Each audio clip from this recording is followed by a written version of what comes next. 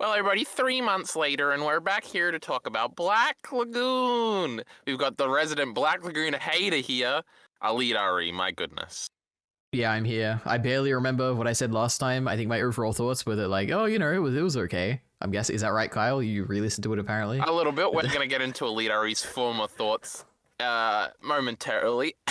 I have some notes written down, but obviously here today we are talking about Season 2, The Second Barrage. I've never seen it called The Second Barrage, but that's what Wikipedia is telling me, EliteAri. But Second Barrage, that's so cool. It's like guns and stuff. Came out 3 months later after...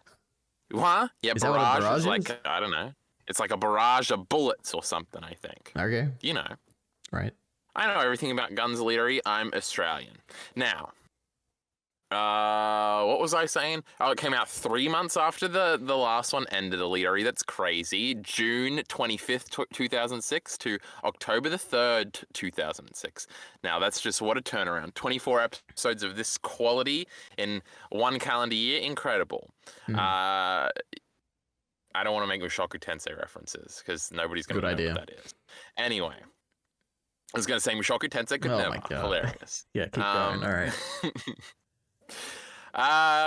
These are obviously episodes 13 through 24, EliteAri. We have 3 arcs here to discuss, but we're not going to get to that yet. Now, EliteAri, I want you, while I fuck around with Mal, because I remembered I wanted to do a bit that I forgot, I want you to recap your thought. No, first of all, let's talk about what happened in Season 1, EliteAri. It's been 3 months, all right, since we've talked about it. So I want you to name all the arcs in order and tell me what happened in each. There's you don't have to name way. them, just recall what they said. Okay. So we got the first arc is the first 2 episodes, EliteAri. What happened in those? Well, I remember those. They were like,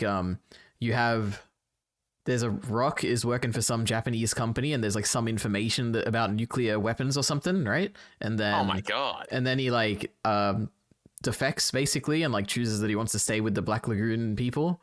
And then there's like a helicopter guy who like tries to kill them. I don't know if that's all the same arc or if that's the next arc. That's the same one. There's helicopter guys. He was very evil. The guys from Extra Order. I want to point out, chat, that I remember all of this off by heart because I spent the last like 3 hours listening to our first discussion. So that's pretty cool. Yep. I was just my tangent here. We'll get back to this, EliteAri. My tangent here was I wanted to look up the Mal listings because it's changed a bit over the years on which of the 3 seasons is the highest rated. So Black Lagoon. I guess I can't really get you to guess because you haven't seen the 3rd one. No, wait, I can guess. Oh no, and it'll give away. Oh no, you can just say what you think people think, not what you think the best is. Yeah, I think it's very clear that whenever OVAs come out, people love them. So I'm guessing the OVAs are like the best thing to happen to Black Lagoon, and that's probably the highest. Okay, what about the other 2? Oh, I could see it either way. I could see like people being very nostalgic and liking like the first season because it's like the beginning stuff. But I could also see people like the ending because it's like the deeper theme stuff, bro. Oh my God. So I could see either way being, I have no idea. Interesting. Okay. 2 of them have the exact same rating. Oh, what do you think the ratings are like around? I don't know how Mal rating. Oh, is like 9 good for Mal? I have no idea. Is 7 good for Mal? 9 is exceptionally good. I think there's like 2 things that have 9s on Mal. I think. Let's go top anime here. Does it tell you the number, like position in the rankings or whatever? Because I would guess it's like in the. Yes, it does. The top 12 anime on Mal have 9s. Nothing else has a 9. I would guess that it probably has like it's not on the top 12. An 8 or something, and it's probably in the 300s or 200s. They all have 8s, and they're all around like, oh, well, it varies quite a bit. Oh, actually, that does break them out, because the OVAs in the first season both have an 8.03. But Season 1 is ranked the 611th, and Roberta's Blood Trail is 612th.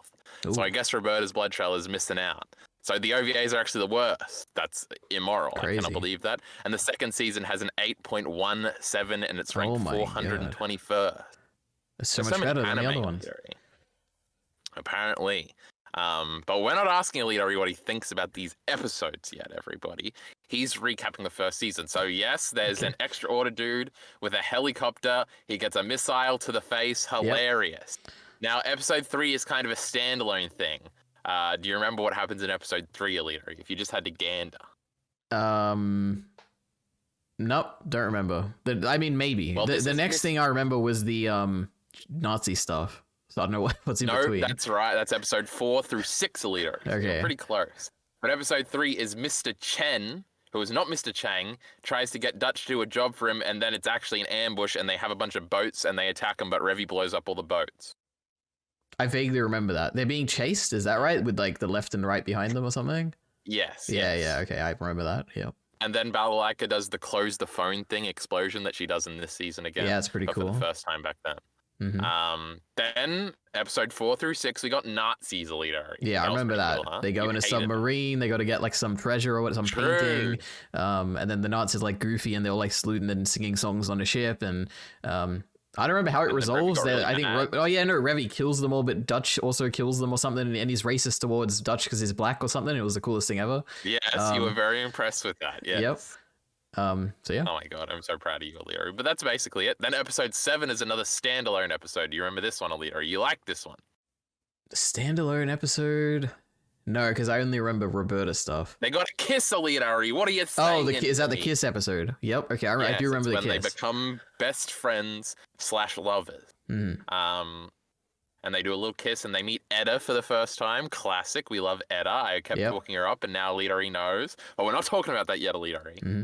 And then, they go do a bunch of things. We see the strip club for the first time, which comes back in the first arc we're about to talk about here. Oh my god, Black Lagoon setting up the world. It's also great. Mm-hmm. And then they do 3 errands. What's the middle one? Oh, the middle. Yes, Roanapa EliteAri. Very good. If you don't recall, everybody, last time EliteAri took until about halfway through the video to realize Roanapa was a place where everything happened. It was like, this all happens in one place. It's crazy. And there was not one comment calling him out for it. I was laughing the whole time, EliteAri, about all the hate comments you were going to get, and 0 hate comments. Yep. They were just shitting on me for saying generic or something. Anyway. I think I said it. Sections. Yeah, I think Heath was making fun of us both. Mm-hmm. But anyway. Yes, the middle one was going to Balalaika and she was editing porn, and EliteAri thought there was some great metaphor to it, but it was just literally her editing porn. Mm-hmm. So that's episode 7. We've only got 2 arcs to go yet, EliteAri. The next one is your favorite one. Yeah, the Roberta stuff. It has to be. What was the guy, the little kid's name or whatever? Or the family? Yeah, Garcia family or whatever. Yeah, I remember that. Yeah. Okay. Yeah, Roberta's great. She's like a Terminator, but like she has like shiny glasses, and she's like, she was in, I don't remember, was she was in the army or something? She was some special forces thing. She was in some sort of revolutionary army, I think Colombia or something. Mm-hmm. Yep. She was like the Fox of Venezuela or something. Yep. And then we were on a stream one time, EliteAri, and you actually guessed her real name when I couldn't remember it. Do either one of us remember? I remember the first one was Rosarita. I remember that. That's the one. One of the names. I don't remember that's good enough for me. Name. All right, good. But yeah, and then there's one final arc at the end. The final arc? Why don't I remember the final arc? I don't remember it. I just don't remember it. It was the terrorist one, EliteAri. Yes, that's right. Yeah, with that guy who was confusing. I didn't really understand what he was saying. The general guy, whatever. Yeah. All right, it's all coming together. Takayama, I think his name is. Yep. See, I remember this stuff too, EliteAri. So that's where we were at, and then we ended, and then we got our 3 arcs in this one, and then one more, and then we're done, EliteAri. My goodness. Mm-hmm. But EliteAri, you said at the beginning of the thing, you were kind of being mad, but then I think you kind of warmed up to the Great Black Lagoon as we progress. Mm-hmm. I think that's fair to say. Yeah, probably. Yeah. Because I realized in your talking and explaining all these nuances, I was like, wow, there's actually a bit of depth to this show, yeah. Yeah, so I'm just so smart and convincing and stuff. Well, I think those are our first 2 block points here, where I said recap season 1 thoughts and what happened in it. I thought that would be funny. Mm-hmm. Oh, and now we got to talk about what your expectations coming into season 2 were. Because you only started like a few days ago, right? Yeah, I think I watched like the first 5 or 6 in one day, and then I watched the other 2, like the rest of it, not 2 days later. But what was I thinking? I don't know. I was like, oh, it's been a very long time. I barely remember what happened last season. I think I like watched a recap video or something, but I vaguely remember that. Then I don't know. I was expecting it to be better because I vaguely remember you saying that it's better or something. I did. Yeah, that was my expectations. I was like, oh, I also thought that this was going to be the complete ending. Like, this is the end. Like, this is going to be a conclusion. Because I assumed the Roberta stuff was a flashback thing, which apparently Kyle told me last discussion that he already told me that it wasn't. So I don't know why I thought that. And then I also told you that there were many other arcs in the manga and that it was still ongoing. Yeah, that's not canon. That's just the manga. We don't care. True. Now, EliteAri, at the very end of this season, they do pretend that Revy shoots Eda or something, which is ridiculous and didn't happen at all. So you got to ignore that, okay? Wait, in this season? You mean the post-credit scene? You didn't watch the post-credit scene, did you? No, I love the post-credit scene, but I don't remember her, like, shooting her. I mean... The very last thing is she's like, we fuckers don't die so easy, and then she does a shoot. I was wondering if you'd be confused and, like, did she just shoot Eda? What happened? No.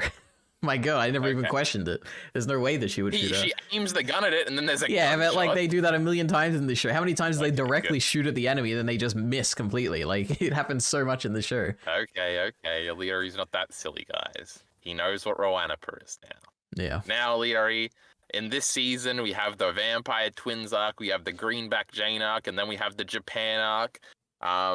We have a lot more balalaika than we had last time, a lot more Revy, quite a bit more Eda. We got some rock in there. What a wonderful time to be alive. We've got probably kind of longer arcs, especially the Japan one, 6 episodes. The other 2 are 3 each. So, EliteAri, you can tell us all what you thought about this season. It felt a lot deeper. There's a lot of theme stuff going on, a lot of stuff with Rock's character. Now, okay, basically, I'd give this like a 5 or a 6 out of 10, I think. But I think this is my fault because I think I just don't understand Rock's character arc at all. I think that's the issue. And I have like a thing in my notes, which is like the big question: what is Rock's character arc? Like, I just don't understand it. Because to me, as far as I understand, I think all of this like hinges on what his character arc is, like whether this is actually a good show or not. It's my understanding, my very limited understanding here, based on all the stuff that happened in the final arc of this season, is that Rock is choosing whether he wants to be in Wrapup or whatever, or he wants to go back to Japan. Now, I feel like that's wrong. I feel like that's not actually what's going on, unless it is. But also, if that is what's going on, I feel like I've never seen him doubt anything up until this point. So I'm like, why is he suddenly considering this? I don't know. Yeah. It's more so whether he wants to be a criminal or a nice boy. Well, yeah, I get that. Yeah, like the locations are like symbolic. Yeah. But he's been trying to be moral this time, and well, I guess. Should we talk about this now? Well, in the first arc, he tries to save a little vampire twin, and is very sad about that, and that he can't save her, and that they're too fucked up. Yeah. And then in Greenback Jane, he's barely in it, so that it's not really about Rock. He's just kind of grumpy in it, because he's mad about what happened with the vampire twins. And then again, he has another opportunity to try and save Yukio in the last arc, and he fails again. But he sort of has some not resolution, some resonance, some resolve, EliteAri, in what he's been trying to do, and then he decides he's not going to make a choice. Make it okay. Okay, I thought the choice was that he's going back. What do you mean he's not making a choice? Like the fact that he's just going to be himself. In that Benny scene, that he's going to stay in the twilight, EliteAri, between the two. Okay, sure. Well, I don't know. Well, yeah, kind of. Well, I feel like he's the central driving thing in this entire story. I don't know. Was there any Revy? What was her character thing? The only thing I really got was that she was nicer toward Rock at the end, but I'm sure I probably missed stuff. I don't know. Is it? It could just maybe this is a really, really good season. I just don't know any of the character stuff that's going on. Maybe. There was also, I guess, firstly, there's also in the Japan arc at the end. I guess I haven't given my overall thoughts on what I thought of the arcs or whatever, but there was a lot of groups and people, and I was a bit confused as to what exactly is happening. So I'd like to clarify that when we get to it, but yeah. It's a little, even because I feel like I figure it out by the end each time, but every time at the beginning I'm like, huh? I thought I have a decent idea. The guys we were fighting, but they're on their side at the beginning. I was like, oh, yeah. And then I'll bit by bit we'll go through it. The Revy stuff is so much more interesting. Like, she's the good part of the show. I feel like it's seeded through the whole thing. So I don't know if I want to talk about it now. There's Revy. Because what Rock does affects Revy, right? And Revy is obviously the cool character that we like. So Revy, especially in the beginning of the Japan arc, is very, very nice to Rock. Yes. And it starts to like backfire on her, because he's kind of a prick at one point, and he sort of Revy is sort of caught between what does she want and what does she want for Rock, because she's trying to kind of push him into staying in Japan. But it's sort of this defeatist, feel bad for me mindset, don't leave me mindset. And I feel like that's very interesting to see play out because she can't admit to it. And then she's very happy in the end that it seems like he's going to stay with her. And then obviously she goes to save him all the time. And that's sort of juxtaposed with her general attitude. I think I feel like this is all capped off in the next season, so it's kind of hard for me to talk about it too much. Yeah. And I feel like, I feel like a lot of the little details play into this too, so maybe we'll talk about it more as we progress. Okay. Yep. I think generally what you're saying about Rock is correct. Excellent. You didn't misunderstand it if you're waiting for that. All right. Oh, the other point I wanted to bring up is, I don't know if you were listening to my stream when I said this the other day about the arc structure thing. Do you remember? No, I heard you say something was out of order, and then I like muted the stream, and I'm like, oh, I'll just like come back to it. Okay. Yeah. So, I didn't know this. At some point, I got a comment to one of the videos. Because I feel like a lot of Black Lagoon fans have not read the manga.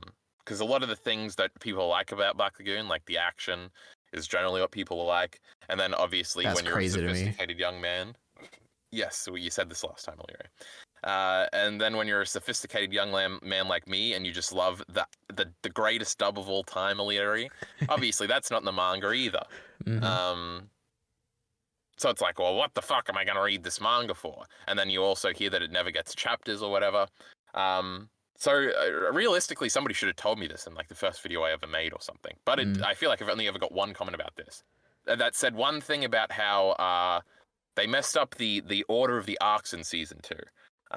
And they told me like, oh, the Jane arc comes like after the Yukio stuff, which makes more sense why Rock is very grumpy in it. That I have to say, that arc was completely out of place. I was like, why is this arc in this season? I don't understand. There's a bunch of assassins. It's really goofy. It felt a lot like the Nazi arc, but without any of the serious stuff. I don't know. It was weird. Weirdly tonally placed. Yeah, so somebody said that. But then the other day, I don't know, I was watching something. Oh, I think I was looking at Yukio's page on the Black Lagoon wiki, and I saw like because they have like last chapter, first chapter, or whatever, and I was clicking on it, and I think I clicked on first chapter, and the chapter before it was like the Nazi arc or something, and I'm like, what? Fuck it, I should just get it up.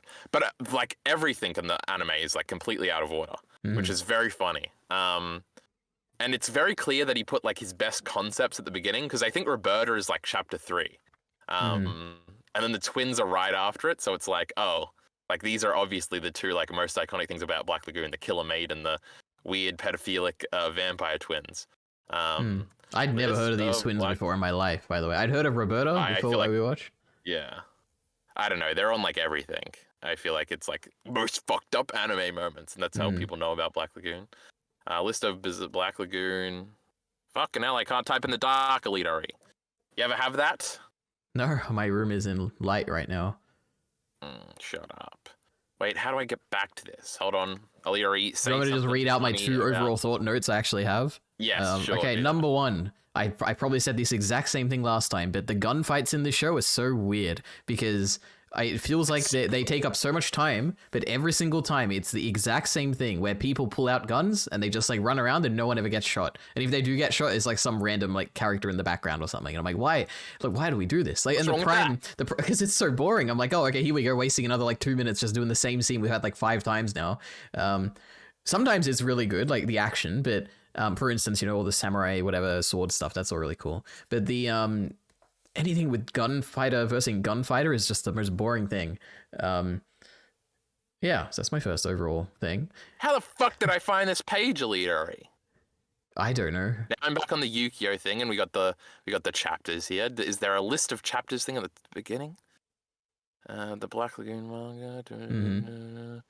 This chapter, this fucking arc, the Black Lagoon third chapter of Black Lagoon series. Oh, I bet it's on here somewhere. Media, then we're going to go to manga. No, not plot, kill yourself. A list of characters, production, EliteAri, you love production, list of Black Lagoon. I'm fucking good at this shit, EliteAri. Now, so we've got Black Lagoon is chapter 1, which is probably episodes 1 and 2. Mm-hmm. Then we've got OneDrive isn't saved in. Don't fucking jump scare me like the little fucking battery's going flat, you piece of shit laptop. And then we got episode 3, the stupid surrounding boat one. Then we got Rasta Blaster 1, 2, and 3, which is Roberta. So then we got Roberta. Mm-hmm.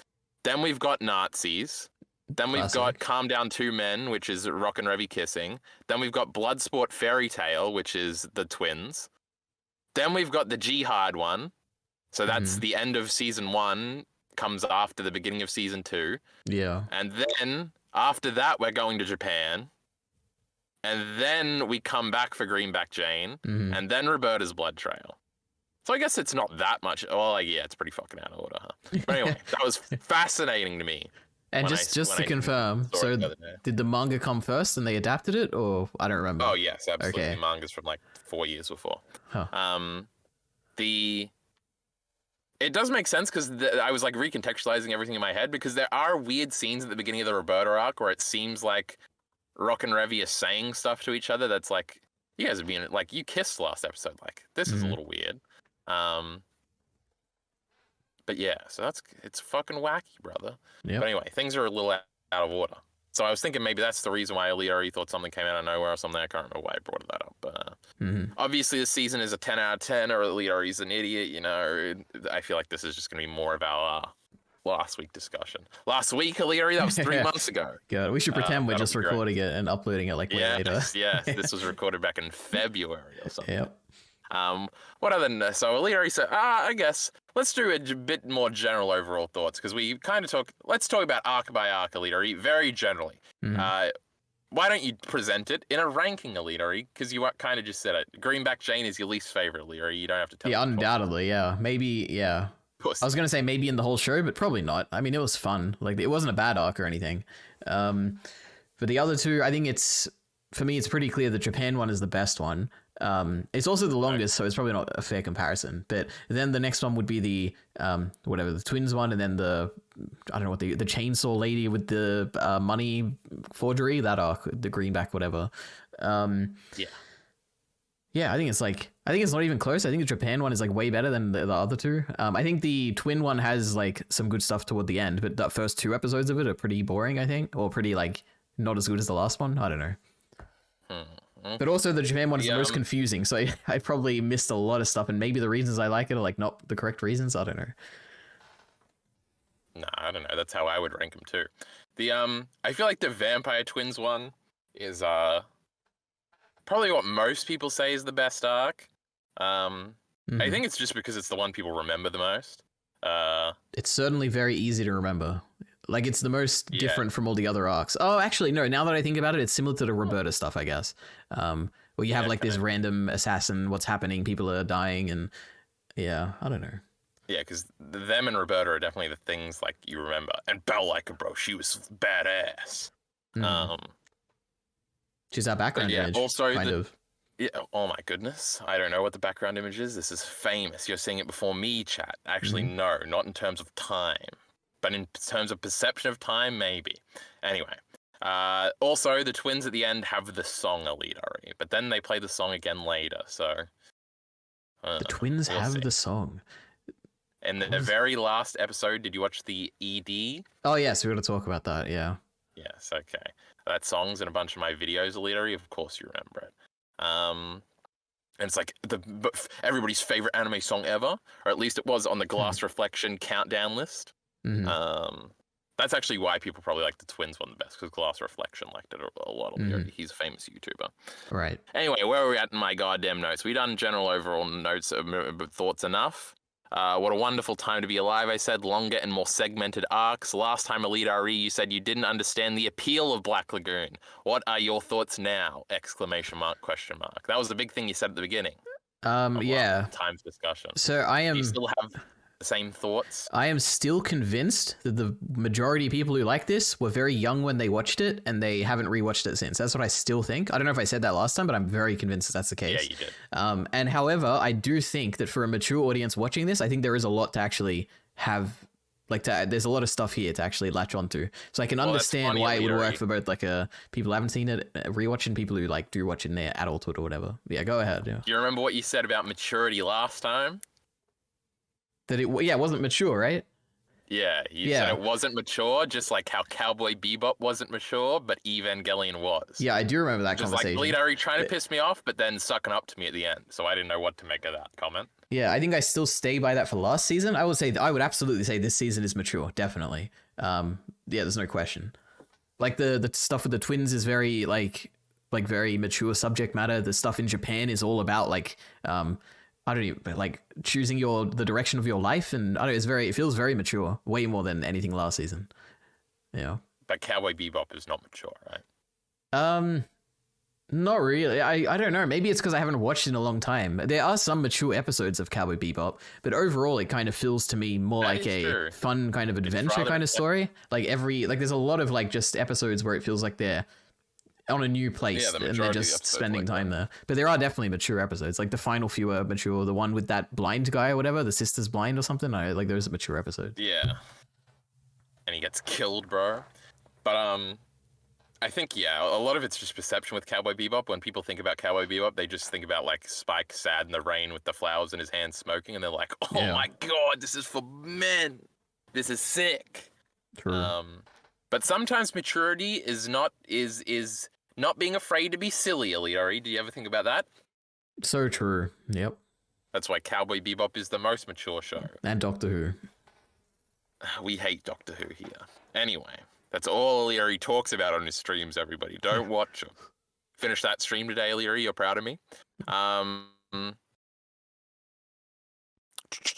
Your thoughts now. So I guess you understand the appeal of the show. Oh, the appeal of the show is people just watched it when they were young.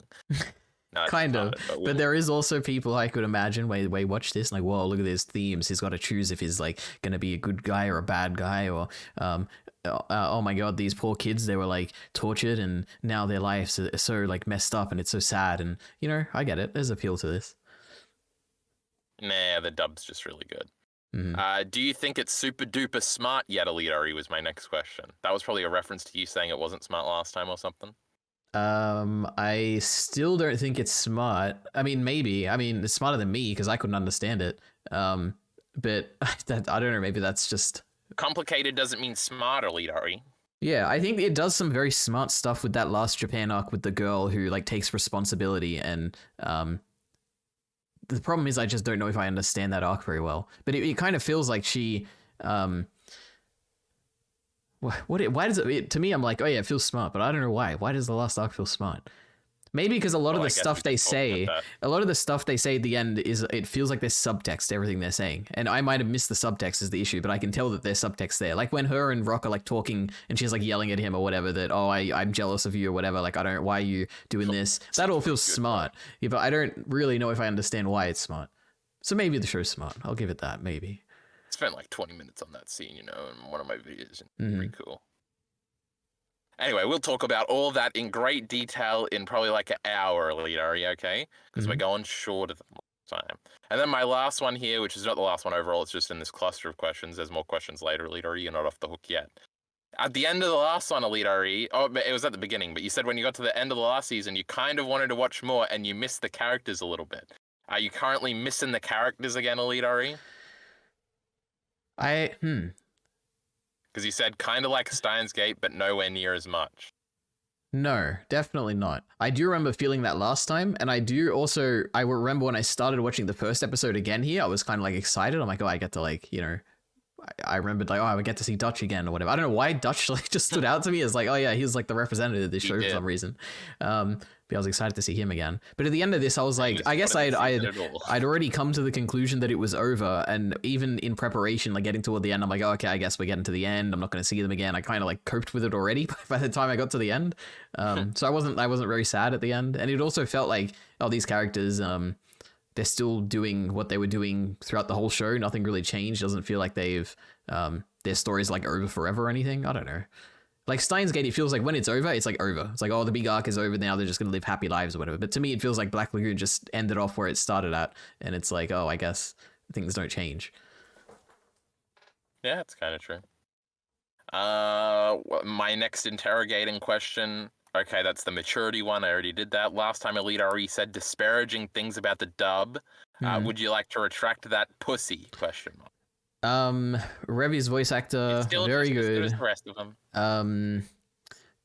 Let me think. There wasn't anything that stood out too badly. There were a few scenes where it's like a character's talking and their lips aren't moving, but I feel like it's meant to be like that. But it was hard to tell. It was like, oh, are they meant to? It kind of sounds like it's meant to have dialogue here, but maybe it's like an internal thought. I don't know. There was stuff like that. Balalaika's voice actor is a very big mix of good and bad. Sometimes it really feels like it fits the scene in the actual like character animation. Sometimes it feels completely like the animation here does not match the tone of the voice and stuff like that.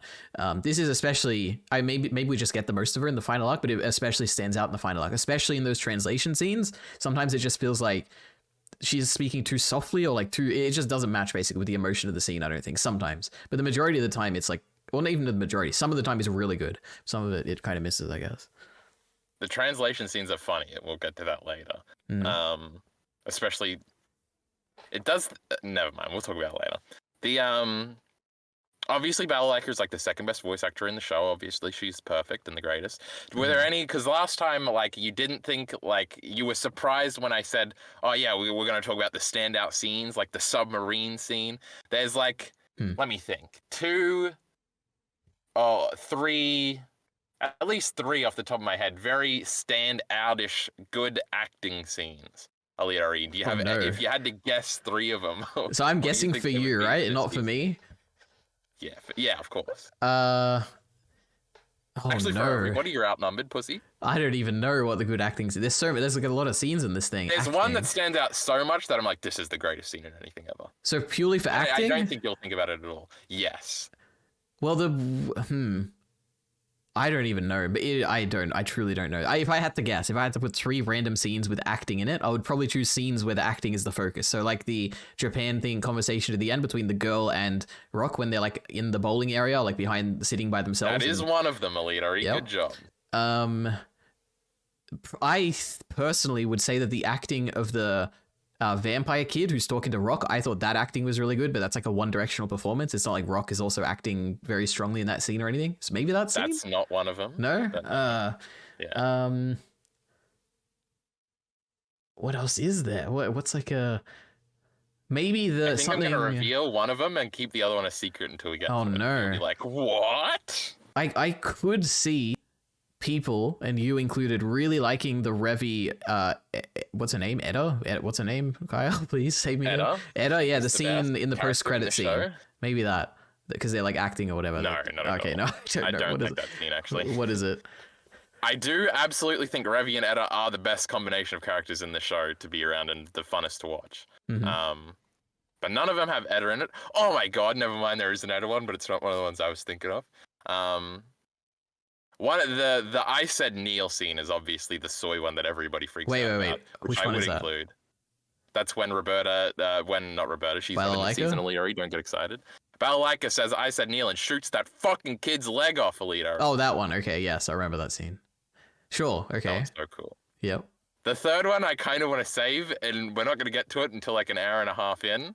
Okay. But I'll be like, and this is the scene, EliteAri, and you'll freak out, right? So I'll keep that one in the thing. The audience, if they've watched any of my videos relatively recently, will know the one I'm talking about. Because it is kind of like, it's not like nothing happens in the scene. It's a big tension scene, but not like nothing comes of it. But it's like the best acting ever, EliteAri. Wait, can I guess? That should have given it away. Yeah. I mean, this can't be right, because I feel like now it's too obvious now that you've said it. But is it the one where Rock is being pressed against the car by Balalaika? Yeah, that's the one. It's yeah. Now I was thinking, I'm like, yeah, that is acting in it. So you're on the other one. But yeah, okay, cool, fantastic. It's the greatest. We'll get to it when we get to it, though. Oh, another funny thing I jotted down that you said last time was obviously Balalaika will be the final boss of the series. And I'm a genius. Did you look at that? She kind of was. But then she also wasn't. Kinda, not really. No, I would say very clearly, I think I would say I'm correct in that, because she was absolutely an antagonist for the final stretch. Series is not over, pussy. Yeah, I guess that's true. But For this, she definitely was an antagonist in the Japan arc. And a very compelling antagonist, I should say. Yeah, she's the best, obviously. I wonder what the fuck happens. Like, EliteAri, this was like my favorite thing for a long time. And then it just ended, and I just accepted that it was finished. But then I read like the first chapter of the next arc, and I was like, oh my god, this is like a series you love, EliteAri, has been gone for 10 years, and you just suddenly discovered there was more. Like, the preview, the first chapter of the next one, like, Jane is back. And I'm like, Jane can't come back. She's just a bit player in like these 3 episodes. And she's not in Roberta's blood trail, EliteAri, spoiler alert. So I was like, this is crazy. Like, this character I've never even thought about coming back to do more stuff is back and doing more stuff. And she's got like this friend. And it's like, oh, I need to read this now, EliteAri. It's the weirdest feeling in the world. But now I'm thinking like, Balalika kind of has a resolution in Roberta's blood trail that I like a whole lot, which will disprove what you just said, pussy. And I'm like, wait. Balalika's going to have more scenes. That's insane. She doesn't die at the end of the next one, EliteAri, so that's a spoiler too. Oh, what a shame. There's not really a situation where she nearly dies, so I guess that's not too bad of a spoiler. But I'm like, there's more Black Lagoon, EliteAri, and I'm going to read it. That is crazy. You don't have to read it, EliteAri. I won't, don't worry. There's no way I'm reading this manga. And not because it's bad, just like I am not reading a manga about an anime like this. I think it only has like 112 chapters or something, which is interesting. It's one of those monthly ones, EliteAri, so long chapters. Anyway. Well, do you want me to list my standout moments now? I have a brief Oh my god, list. you wrote some down? I actually did. I prepared beforehand. 1, 2, 3, 4, 5. I have 5 moments that came to mind. I'm thinking of one. So I won't go too deep into them, but the first one, I think just the conversation with Rock and the vampire kid on the ship at the end, like I like that conversation scene. Stands out. Oh, okay. Then we skip way forward. The brief Balalika flashback scene, which is like a little kid. That stands out. You're gonna hate this, Kyle. I'm sorting out, brother. The splitting the bullet scene, that was really sick. Oh my god, he like splits it, and I'm like, oh, this is so cool. He's gonna do the cool thing that I've always want to see. Oh, it's so cool. Anyway, and also Reva's reaction in that scene. Oh my god. Anyway, she wants to fuck after that. It's weird. Then the fourth one is, this is a very niche one, but it's the background image we have here, which is Balalika almost kissing Rock at the window, where she's like got her hand on the window or whatever. And I'm like, oh, this is cool. I like Balalika. That was a nice parallel, huh, EliteAri? Wait, what? Parallel to what? Remember when Revi had a scene just like that in that same arc? No, not even a little bit. What is that referring to? Bad guy, Chaka, when he tries to hit on her and then he beats Rock up afterwards. They do the same thing where they press their hand against so Rock is, the Rock would be Revi in that situation, right? Yes. Oh, I did not consider that parallel at all. I did consider. Not even paying attention. No, I was thinking about parallels and stuff, and I was thinking like, okay, so we've got like the girl and we've got Ginji. Wait, Ginji's the samurai's name, right? Yeah, we got them, and obviously they're being paralleled with someone, which I assume the girl is being paralleled to Balalika, but then the samurai is kind of being paralleled to Revi because of the obvious like parallel they mentioned. The girl's also very much parallel to Rock too. Yeah, but also a parallel to Rock, but also not because she like denies that like midway through. Then at the same time, you've got the who else was there? Was there Balalika and his kind of guard or whatever? Like there's that one guard that's like always with her. And I was like, oh, that's kind of like Revi and Rock in this situation. Yeah, a little bit. Who else was there? Who was this? I don't know. Most of the parallels are from like other arcs, I think. Maybe, yeah. Anyway, like Garcia and Rock and Roberta and Revi, and then Rock with the dude and Rock with the businessman. And I'm also pretty sure. I don't know. I feel like the vampire kid in that conversation, the final scene in the on the Black Lagoon ship or whatever, I was like, oh, is this meant to be like, are they talking about Rock's situation here when like the kid is giving the dialogue? Are we meant to like reflect on like, oh, this is actually Rock who is dealing with similar things? Or I feel like there was a parallel there kind of, but like not at all in their upbringing, I guess. I don't know. I don't know. Yeah, we'll see, I guess. And the last standout thing was the girl, I don't know her name. What's the girl? The girl looks like Roberta in the final arc or whatever. She's the main girl. Yukio, yeah. Her last words being what killed Ginji, or like whatever Revi says. It's like, oh, your last words were the nail in the coffin for his death or whatever. I'm like, oh, this is sick. Oh my god. I thought that was so silly. Yep, it was so sick. Yeah, so soy that it was awesome. Anyway, those are my standout moments. There you go. But yeah, my goodness, he didn't have the Edda one, but that's okay, EliteAri. We'll get to it. Mm-hmm. Well, now let's get into our bullshit episode by episode recap. We love it. Mm-hmm. We've got now, I don't know if I said this to the audience or just to EliteAri beforehand, so we might be treading old ground. Who cares?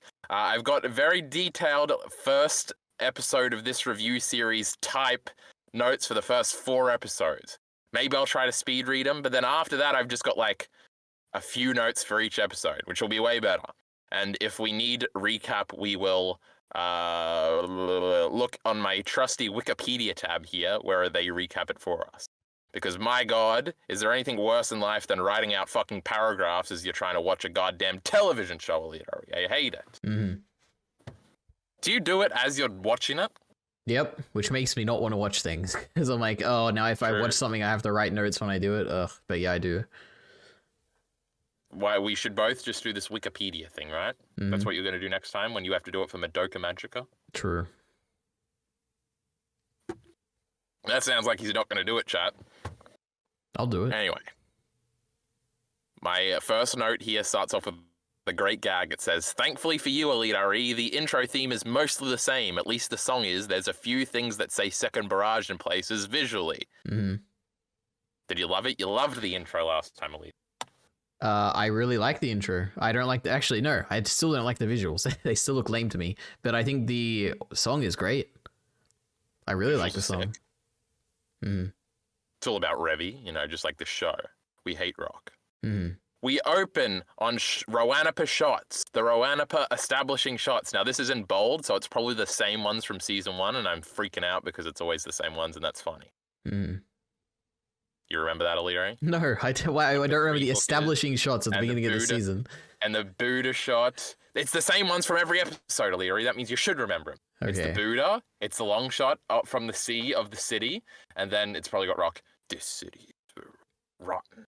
And then it will be the 3 hookers, and then the yellow flag. You know what the yellow flag is, EliteAri? No.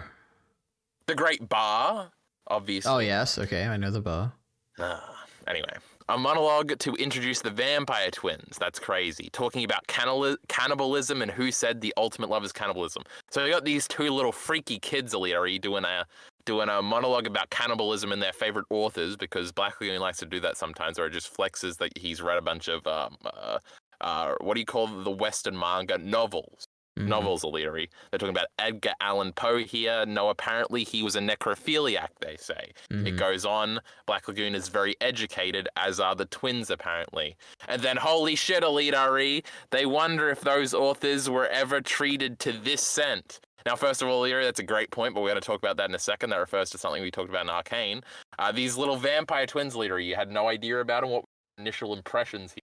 No, You're like, this is crazy. Well, I knew from the end of last season, the preview I watched at the end was like vampires, and I was like, what the hell, vampires? So I knew this was like a vampire episode. I don't know, when they showed up, I was like, oh, I guess the vampires are like cannibals or something. I kind of figured that out pretty quickly. I don't know, I didn't have any strong thoughts. Weren't they like drinking the blood or something? Because they said like, oh, the blood, they said the blood of the enemies we kill will give us more time to live or something. I assume they just drink it. Yeah, but I think that means just killing them. Oh, okay. I guess I don't know. The vampire thing just like tainted my whole image. I was like, I guess they're vampires, but maybe not. They're also Romanian like vampire. Oh my god, genius! Oh, and they said Dracula at one point, like vampires. That's crazy. It's all coming together. Yes. Oh my god, this is just like last time. We got to talk EliteAri into thinking the show was good. Do you know what? Wait. What was the before I forget? What was the name of the girl? Oh, I think it was the girl. It was like stuck in my head. What the pronunciation of? Kali Mayu is the boy. No, not that one. Soramea. Soramea. Yeah, I don't know why. It was like, oh, that's an interesting name, Soramea. Anyway, EliteAri, I made it a very personal note to not even attempt to write their names out in these notes because fuck me. Yeah, well, they said it like a million times in this episode. Yes. They do, and they're both the same person, and they switch sometimes, and it's very creepy. Now, that was a good dub performance, swapping between the woman and the man, or I guess the girl and the boy voice. The obviously these are striking character designs, EliteAri, and you're supposed to think they're exceptionally awesome and creepy. Really? But you didn't at the beginning, so that's crazy. They just look like I mean, they look like mildly interesting anime characters. I don't know. There wasn't. They're creepy, EliteAri. Creepy. I mean, yeah, I guess they're a little creepy, yeah. And very scary when I was a little boy. But anyway. Now, the second part of EliteAri, do you have any idea what I'm getting at with that? And then, holy shit, EliteAri, they wonder if these authors were ever treated to this scent.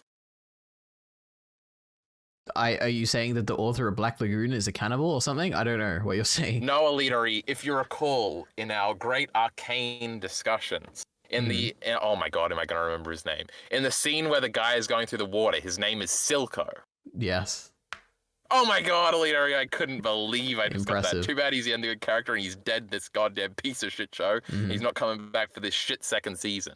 But that's besides the point. And remember how this spurred us into a discussion where he's going on this monologue about how it feels to nearly die and to nearly drown in this. Yep. And it's like this very in-depth monologue. And we went on this funny tangent about this fucking piece of shit author that's writing this scene right now is never nearly drowned. How does he have the courage to write about this like he knows it? And that's what they're talking about in this scene, EliteAri. It's like when these horror authors from like the 18th century were writing these creepy little thingies, had they killed people? Is that why they were so apt in their descriptions, EliteAri? They probably hadn't. And also, there's this piece of shit Ray Hiro. That's the manga, EliteAri. Thank you for remembering. Is also a meta element to this because he's writing characters thinking about this from another. It's just a little mal. Yep. Nobody knows how to kill people. We just portray it and No, and also, I guess for people who haven't seen the arcane discussion, I completely disagreed with Kyle, and I think you can absolutely write about things you have no first-hand experience because you can experience things that are similar, accurate. And then I think you can do it accurately because your experiences aren't fully based on. So what's the closest thing you've done to killing somebody, EliteAri? I don't know. I don't know if I could describe killing someone, but some people. Let me think. Well, let me think. What would be describing killing people here? Let me think. What's the closest thing? Killed an ant, EliteAri, and felt bad afterwards. You know what I've done, Kyle? I've killed people in video games, and that's just like real life, which is why video games should be banned. All right. True. Perfect. True. It's just funny. I completely didn't remember you having an opposing position to me on this, so that's disgusting, EliteAri. All I think about is myself. Now, there was something else I wanted to say, EliteAri. What was it? It was on this topic. It was about something about this. This scent, EliteAri. Talking about it. We're all bullshitting here. I don't You're no help, EliteAri. You're no help. Oh my god, I think I wrote more about it here. I guess on that, a lot of these original authors... Oh, this was the point of... Oh my god, EliteAri, me from the past is so great. Now, EliteAri, if you watch Mad Men, you start to understand that everybody in Mad Men used to kill people in war. And that's crazy, EliteAri. In like the 60s, every adult man just used to be in the army and kill people, and they all came back. So they did have first-hand experience killing people, and a lot of those people probably wrote those books that we all like, so they probably did kill people. Okay, sure, maybe. Wait, isn't that a genius point that is so smart? No. I mean, because I don't buy into this thing where you have to have a first-hand experience to write something. But yeah, That's the dumbest thing I've ever heard. Okay, well, you know what? Cool that somebody that killed something wrote something and they were in a similar mindset to you. Maybe we should kill people to just feel like what it's like. Except for George R. R. Martin, he was a conscientious objector, right? So he had no... He was. He didn't go to Vietnam. But that was even after that. But anyway. True. Vietnam. Very funny. That was a good gag. Meanwhile, we see the inciting incident of the arc where the twins kill Hotel Moscow agents on a collection. I bet EliteAri doesn't know anything about collections. What's a collection, EliteAri? I know in Better Call Saul, the collections are when they put drugs somewhere and then someone else comes and picks them up. So is it that? Well, kinda. In The Sopranos, it's when you're a mobster and you gotta go, like, you force a bunch of people to basically pay a second rent to you so you can protect them, but it's actually just a tax on your community because you're a piece of shit. And if they don't pay it, you're gonna, like, blow up their store or whatever and kidnap their kids. Okay. So that's what that is. It's like a tribute. But anyway, I just know that because of The Sopranos, and I wanted to show everybody that EliteAri didn't know. Yep. The smell of life flowing out from the body, the scent of salt and sea... this is them describing killing EliteAri, so this is me illustrating my point. The scent of rust and sea salt, the smell of a man's last breath, EliteAri. How are you going to write that if you haven't killed somebody? You just get ChatGPT to do it, right? Like at all. Huh? Like you just got to copy one of those old texts where they actually did kill people, EliteAri. Maybe. See? Very true. Yeah. Because we've all read those foundational texts. The At Bible. least, Ray Hero has, because he was referencing him, Edgar Allan Poe and something. They disturbingly kiss, and we kind of see them for the first time. They're kind of being mysterious with seeing them, EliteAri. They make out a lot, EliteAri. That's a little weird. Yeah, it is. I don't know what you want me to say. Yeah, it's weird. So I say, yeah, I was sickened when I saw it, and this is the greatest anime of all time. That's what you're supposed to say, EliteAri. Rock picks up the phone call from the second command in Hotel Moscow. I don't remember that guy's name, EliteAri, okay? About how the meeting is off. Oh, yeah, EliteAri, they killed somebody from Hotel Moscow. It's a big deal, as we'll come to learn. Yes. Bet you didn't know how much of a big deal that was. Revi warns him that there's been a bunch of murders regarding Hotel Moscow, and Balalaika is going to lose her shit, and there's going to be a total bloodbath. See, we don't need these recaps, EliteAri, okay? We don't need to know about that scene. Mob bosses all have a meeting. Oh my god, this scene is fucking sick, bro. We see all the people, and I remember specifically last time we saw all of these characters, even the Italian dude who dies like right after this, in like episode 3 when Dutch is walking through the city, and I made a point to do a little funny thing where I'm like, EliteAri, you better remember all these guys for later. This was later, EliteAri. Did you remember him? No, okay. I remembered Chang. Right? Yes, and Balalaika. And Balalaika. That's it. I didn't remember the other two. I was very shocked at the reveal that one of them was actually responsible for the stuff. I was like, wow, I can't believe it. Yes, it's a cool scene. I like it. Yeah. All the acting's very good. Balalaika being mad is always really cool. And Chang's just like over it. Chang is so cool. It feels like it's from like a different story. He just like doesn't care about everything. It's great. I love it. No, he's just chilling because he knows he's on top, and Balalaika can't do shit because he shot him her last time. Can you believe that we didn't get any extra detail on that, right? That wasn't even... Oh, yeah, we do, actually. Never mind. And then very next episode. I was going to say, it's crazy how they saved that for Roberta's blood trail, but they don't. Do you remember that, EliteAri? That Balalaika shoots Chang? No, the other way around. Chang shoots Balalaika? No, I don't remember. Yeah, they had a little war, and Balalaika lost. They say this in season 1, and that's why the triad is on top, and Chang and Balalaika had a little fight, and Balalaika got shot, and then Dutch saved her. Nope, don't remember this. Well, I think they said it in the next episode. Or they might say it in the next episode you're going to watch, because maybe I did just spoil it, but there's not really a big spoiler. It's just a little bit of backstory. But you know what's crazy about Balalaika's whole thing? Like, she's not going to get any new people, right? Like, all her people that work for her, like the really good ones, it's just like from her war days. So it's like if they die, it's like, well, my numbers are dwindling. I'm not going to get new ones. Yeah. It's not like I'm at the moment. I assume they have like people they recruit also to do like lower level tasks, but you're kind of correct. Because 2 of them die in this thing, and I think they make they separate it where one of them was like one of her soldiers and another one was just like an associate or something.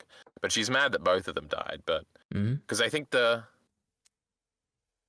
one of them, the one that tortured, was actually a guy or something. I don't know. Anyway.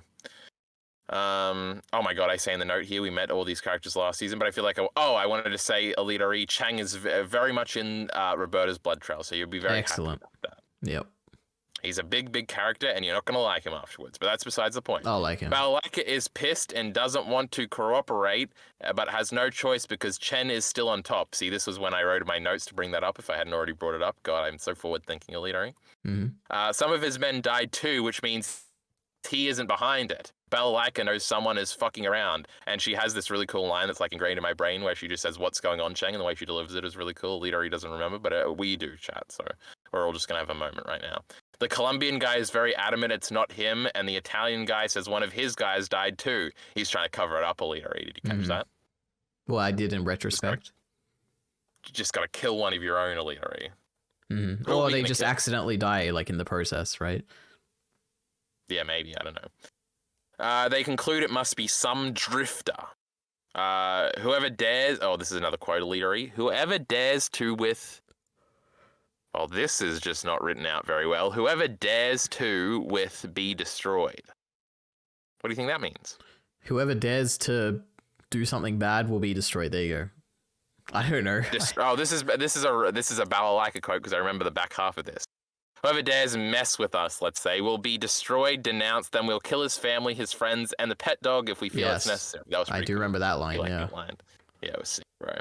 Then we cut to the yellow flag, EliteAri. We love this. And this is where the season's about to get good, EliteAri, but we'll get to that in like 3 seconds. It's even more armed than usual. This is where it's introduced to Revy that there's a bounty out there. They say it would be easy to spot an outsider, like with Roberta. Oh my god, they referenced last season, EliteAri. I was soying out. Were you soying out? Not really, but yeah. Bro, Roberta, you like Roberta. Yeah, but like it was like 7 episodes ago. It's not much of an old callback, but yeah. Bro, it's crazy. I didn't remember that they referenced that. But Revy concludes that because they haven't been found yet, that somebody must be hiding them. Then Etta enters with her Just Do It shirt. EliteAri, Etta's the greatest character in the show. No, I don't really care for Etta much. She's hot and she's funny, and her and Revy have the best dynamic in the whole show. No. I mean, I agree on some parts, but like overall, I'm like, oh, I guess Etta's kind of. I don't like her glasses. All right, I'll just admit it. Her glasses, they're just. But the glasses are like a secret reveal, EliteAri. We're not up to that yet. Yeah. No, but also just more seriously, I don't know. She's fine. I don't really have strong feelings toward her or anything. This is why you didn't like this season, because the first 2 arcs are just Etta arcs. My goodness. And thank God for that. Rock has to explain who it is. I think it means that Rock has to be explained to who it is because he doesn't recognize her. Etta hits on Rock and Revy gets mildly defensive, but there's no blushing, EliteAri. Is she in love with Rockero Okajima? No, she just wants his life. Just like that girl at the end wanted his life. Really? I don't know. I mean, yeah, obviously she's in love with him because of the post-credit scene, whether she doesn't say anything. Oh, it's obvious, yeah. Well, that almost implies that they're already sleeping together, but that's not the case, right? No, they're not. They're not sleeping together, but Revy is shy about saying anything about it. So yeah, obviously she loves him. It's like not even a question. Is there anyone out there who's like, oh yeah, Revy doesn't love Rock? Are there people out there who don't think that? One of the appeals of Black Lagoon is definitely that it's one of those old will they, won't they, EliteAri.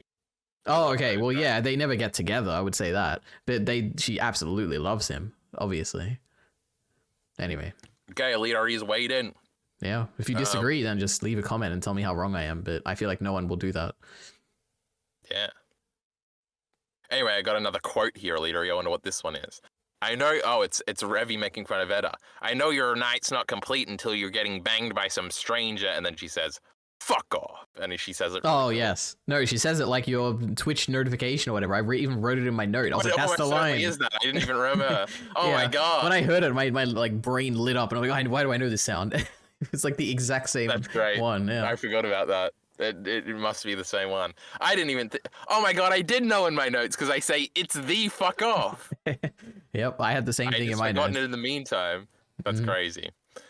Etta has a period joke, and Revy wants to fight, but Etta wants to team up for the bounty. This makes it seem like they know each other, a lot about each other, but last time they seem not to. We talked about this last time, where I was like, they shouldn't be acting like they're not friends all the time. Whatever. Black Lagoon's bad. It's just out of order. They hadn't become friends yet. True, but no, I think that was even before that. I guess that does kind of maybe explain it, why it's fucked up a little bit.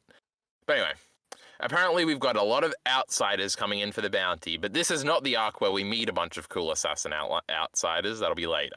Bao, EliteAri, he's the bartender. Of course, you remember that. Says it'll be the Assassin Olympics.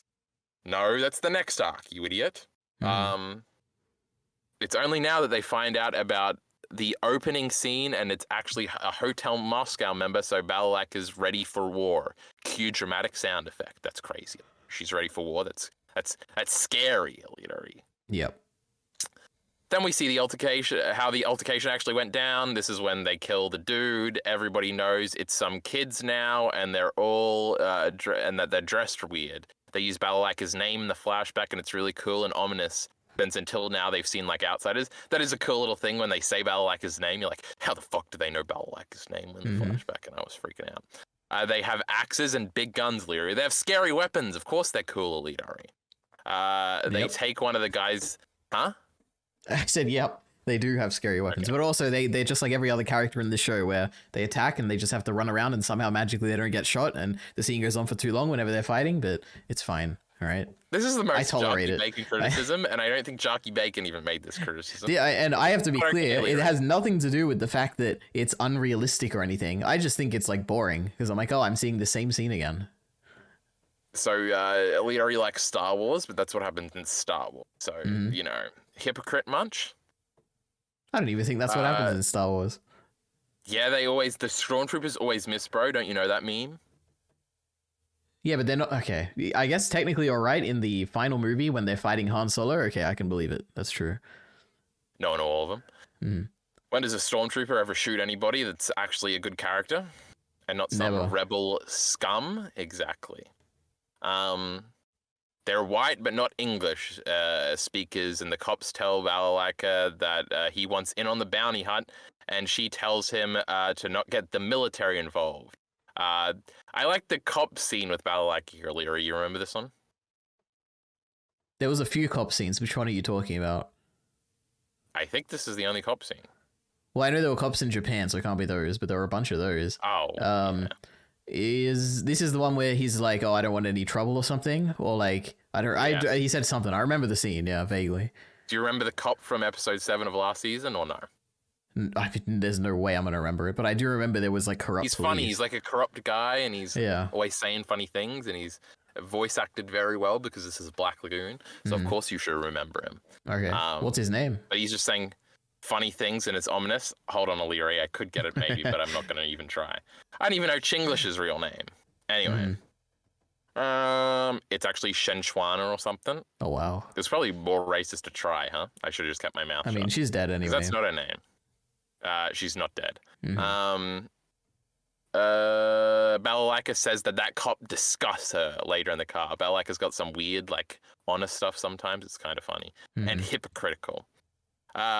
She isn't fazed by the killing children since she's fought up against children soldiers before. That was pretty cool, you know, pretty badass. You know, I don't even give a fuck. All right. She says that 8 soldiers she's put in the ground. Only 8, EliteAri. That's crazy. That just shows how effective they are. Yes. I wonder how many Cheng killed. Probably 6. Anyway. She vows vengeance and blood. I won't let them kill again, she says. And it's really cool. And like one of those lines I remember all the time. And she's calling in the best soldiers. That's crazy. I feel like I had something else to say up there, but I forget it was something to do with the cop. And is something in the friend sometimes something that was good. Then we get the reveal that it's the Italians that are hiding them. They walk in on the twins and start barking orders about this torture scene not being what they wanted. It was a little creepy. He had nails in him, EliteAri. You weren't freaking out? I don't know what it is, okay, Kyle? So, when I see it, it just like takes when you laughed at that girl screaming because their whole family died in that one movie. When I saw it in this, I was like, clearly this is meant to be a very disturbing scene.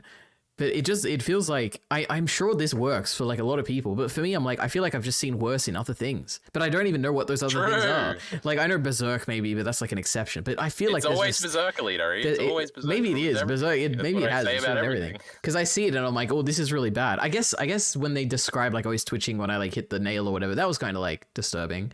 But I don't know, it didn't quite land.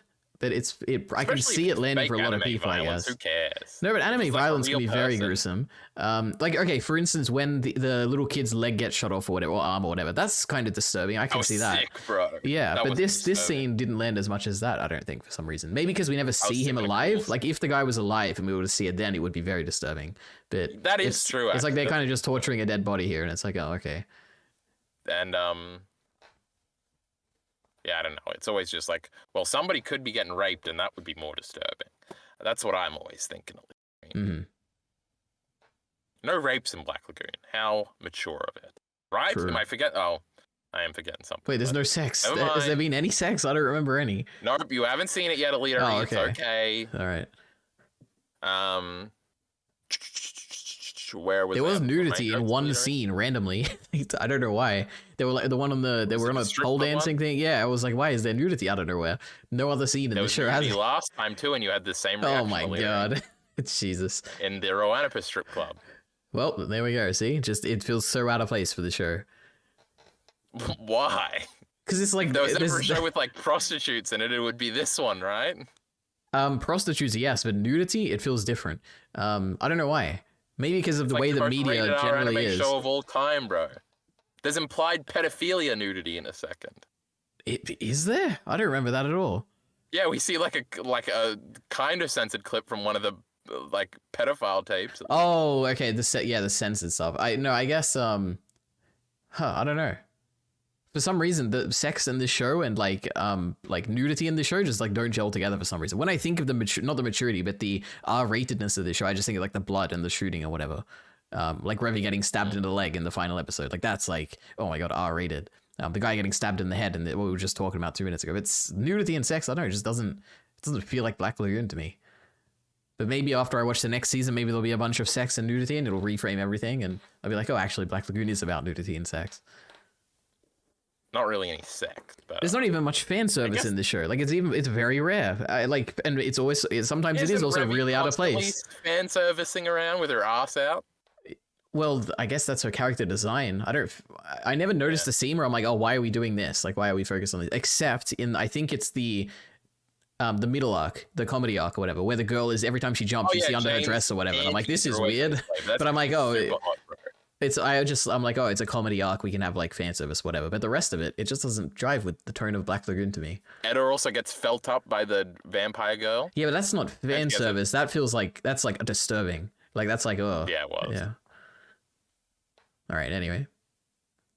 Yeah, I was thinking, is there any like nudity sex scenes in anime, EliteAri, where it's like actual nudity? I don't know if does the Paul and Zenith, do we actually see this? I think there's like a Blu-ray version maybe when there's sex. I don't remember. Yeah. So like maybe... there's guts and Casca, I guess. That's yeah, but you know, and also in the anime, that's kind of like... scene, EliteAri, oh my god, what are we talking about? Oh yeah, you're right. Oh my god. Jesus Christ. Yeah. And it's the best sex scene ever, right? Because it's like so metaphorical and like when the sex is actually a good part of it, yeah, it's probably the best sex scene. Obviously the guts and Casca scene is better, but it's not sexy. There's got to be other shows, right? Like in Evangelion, it all happens off camera, and that's kind of a little sexy. Like, what are you doing there, Kaiji? And it's like, is he putting a finger in her butt? That's crazy, bro. But that's different. What else do we watch, EliteAri? I feel like there's nothing. Was there any in Cowboy Bebop? I feel like there isn't.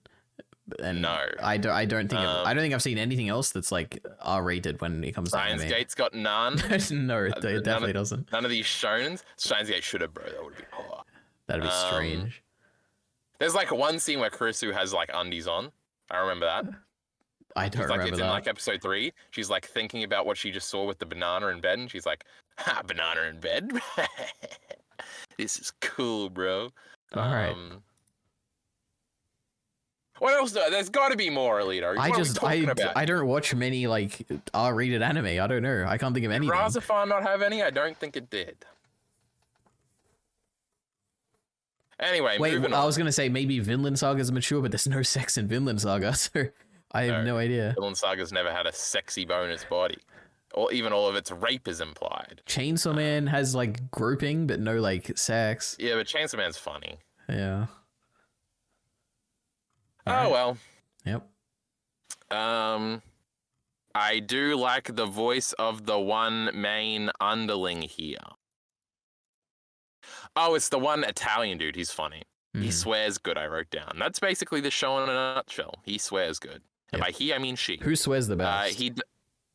Revy swears pretty great. Balak swears.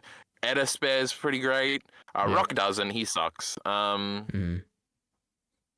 They're the only ones that can swear, right? Nobody else is swearing. I think you're right. Dutch swears pretty good, I guess. He does have a line, not even the cleaner will do that one. Oh my god, EliteAri, do you know who that's a reference to? Yeah, the chainsaw lady, I assume. I didn't know that at the time. I can't believe you knew it. Oh my god. It was a forward reference. I think there's one reference to her in the first season too, which is crazy. You know that dumb chainsaw girl is like one of the fandom's favorite characters, and she has like spin-off light novels about her. No way. It's funny. It was a bit weird how much emphasis she was getting to ultimately have not much happen with her. She is in the next season. Yeah. Like the group of the side characters in that arc do become like a family. Like Chinglish, the wizard dude, and her. They're all going to be like living together next. And not the flamethrower guy. No, he's flamethrower dead. guy is very dead. That's a creepy motherfucker. But yeah, absolutely. Yeah, he's great. Great. Yeah, he is great leader. You're a fucking moron. I mean, it's a bit goofy, but yeah, it is great. Sorry, EliteAri, we're too goofy for you. I love the Goofy movie. Anyway, not even the cleaner will do. Oh my god, I just said that. Which I think is a reference to the Chainsaw Girl. Obviously, retard. They may be necrophiliacs too. Oh yeah, the twins do have a line where it's like, should we have sex with the body, kinda? Which is a little. I don't remember that. They're like, what should we do with him, Sorimayu? No, I think Sorimayu's... One of them's starting to take off their clothes so they can switch. And the other one's like, oh, I don't think he can do that right now, Sorimayu. And he's like, oh, no, we're not doing that, silly. And I'm pretty sure it was fucking the body. So that's pretty cool. I vaguely remember them talking about carrying a body or something and being like, it's too heavy or something. Is that what you're talking about? They do that later. Okay, I don't know then. All right. But yeah. Dutch has a monologue about how this being another incident. Guts has this. I said Guts. Dutch. I'm skipping my recap leader. He has a monologue about how sometimes actual evil people come into town and they kill some people, but then they always get put down. Because, I do remember that. And then there's like a smart one every now and then. Oh my god. Yeah, that evades the scent. And remember, that's kind of plays into like Revy nearly becoming that last season when she was starting to kill all the people in the boat, and Dutch was like, "Are you an actual gunman or a school shooter, bitch?" Yeah. And I said, this kind of highlights the structure and incentive structure of organized crime and fucked up people. They're not evil, EliteAri, they're just selfish. Wait, who? Was that a general point about what Dutch was saying? Like everyone? Yeah, that's like how organized crime people are, bro. Balalaika calls Rock to try and find out where the twins are from, but then he figures because Revy's like reading a Dracula something, and he looks at it and says, oh my god, they're vampires! And that's how the episode ends. Pretty crazy. Oh, that reminds me. Oh, I don't know. Let me see if I can find my note. But there were a lot of like pop culture references. Oh no, here it is. They reference the Punisher, which I assume is a reference to the Punisher, but they definitely say it. They say The Shining. They refer to something called NYPD Blue, which I assume is like a TV show or something. I think and they reference Oprah, the person, I think. Yeah, Revy. So it was a lot. Yeah. Yeah, I think Yolanda says the Oprah line, the old lady from the Wrapup church. I remember her. Yeah. God, it seems so great. Greenback Jane is the best. Anyway. Then we got episode 14, Blood Sport Fairy Tale. Oh my god, that was the name of the arc of the manga. Did I say the episode number? The Vampire Twins Coming. That was the first episode of EliteAri. I know you registered all that. We open on rabid dogs, EliteAri. Scary. Yep. And they kill them. I'm talking to you through my notes, EliteAri. That's a little creepy, huh? Wait, what? You're talking to me through your notes? Yeah, oh, like when you made them. Down. Oh, wow. Open on rabid dogs, EliteAri. Scary. That is pretty. What do you think? I was coming up with all of this on the spot? I thought you were, yeah. I always do it at the beginning, but then I stop because I'm bored now. Yep. The twins are deciding to leave. Obviously, the dogs are like metaphors for the twins, and then they shoot them and stuff. That's crazy. The twins are deciding to leave the Italians and switch gender/roles for the first time that we've seen. They remind themselves to take out their tickets and passports, which was funny. Now these weird little vampire twins have tickets and passports. The dogs are then killed by the twins. Crazy. Yeah. Rock passes on the message. Rock passes on the message about the twins being Romanian to Balalaika, and the second in command guy is angry with himself for not remembering. That was kind of cute. They fought alongside Romanian troops before. EliteAri, now this is where we get into our limited geo-world politics of this stuff, and I didn't even look this stuff up because I know it. Romania was communist and sided with the Soviet Union, so that's why they would have fought with them. Okay. Genius, right? Yep, well done. And also, I know a little bit about this this emperor dude that got overthrown and resulted in all the kids being sold to orphanages. Do you remember when they said that? An emperor dude?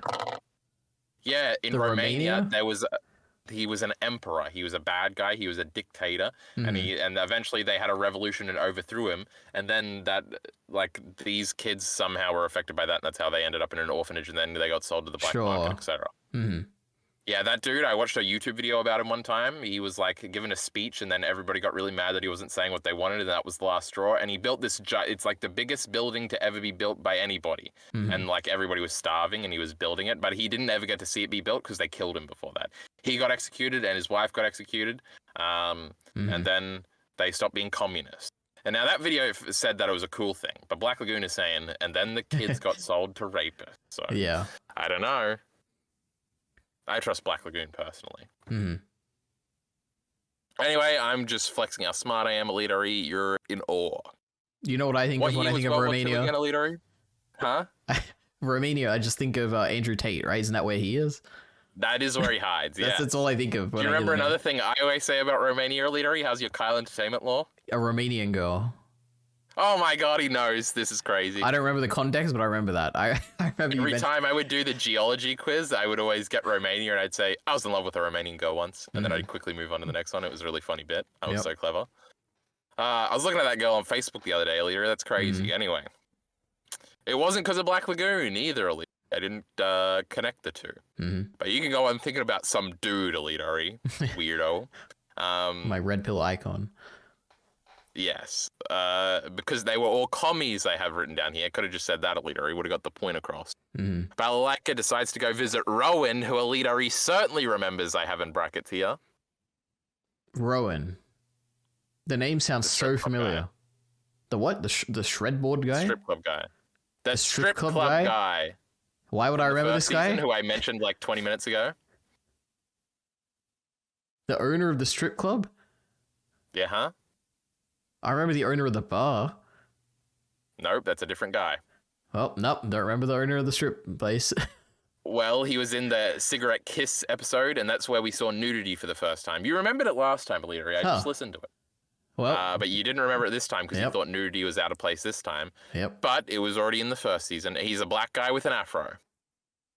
Doesn't ring any bells whatsoever. He's like, Rebecca, you come to swing your ass this way or something? And then she goes, fuck off, Rowan. I don't want to be a stripper. Well, anyway, he's in the back seat and he pisses himself in the back seat and Balalaika and Sheng laugh about it. But he has a bunch of pedophile DVDs that he sells on the low.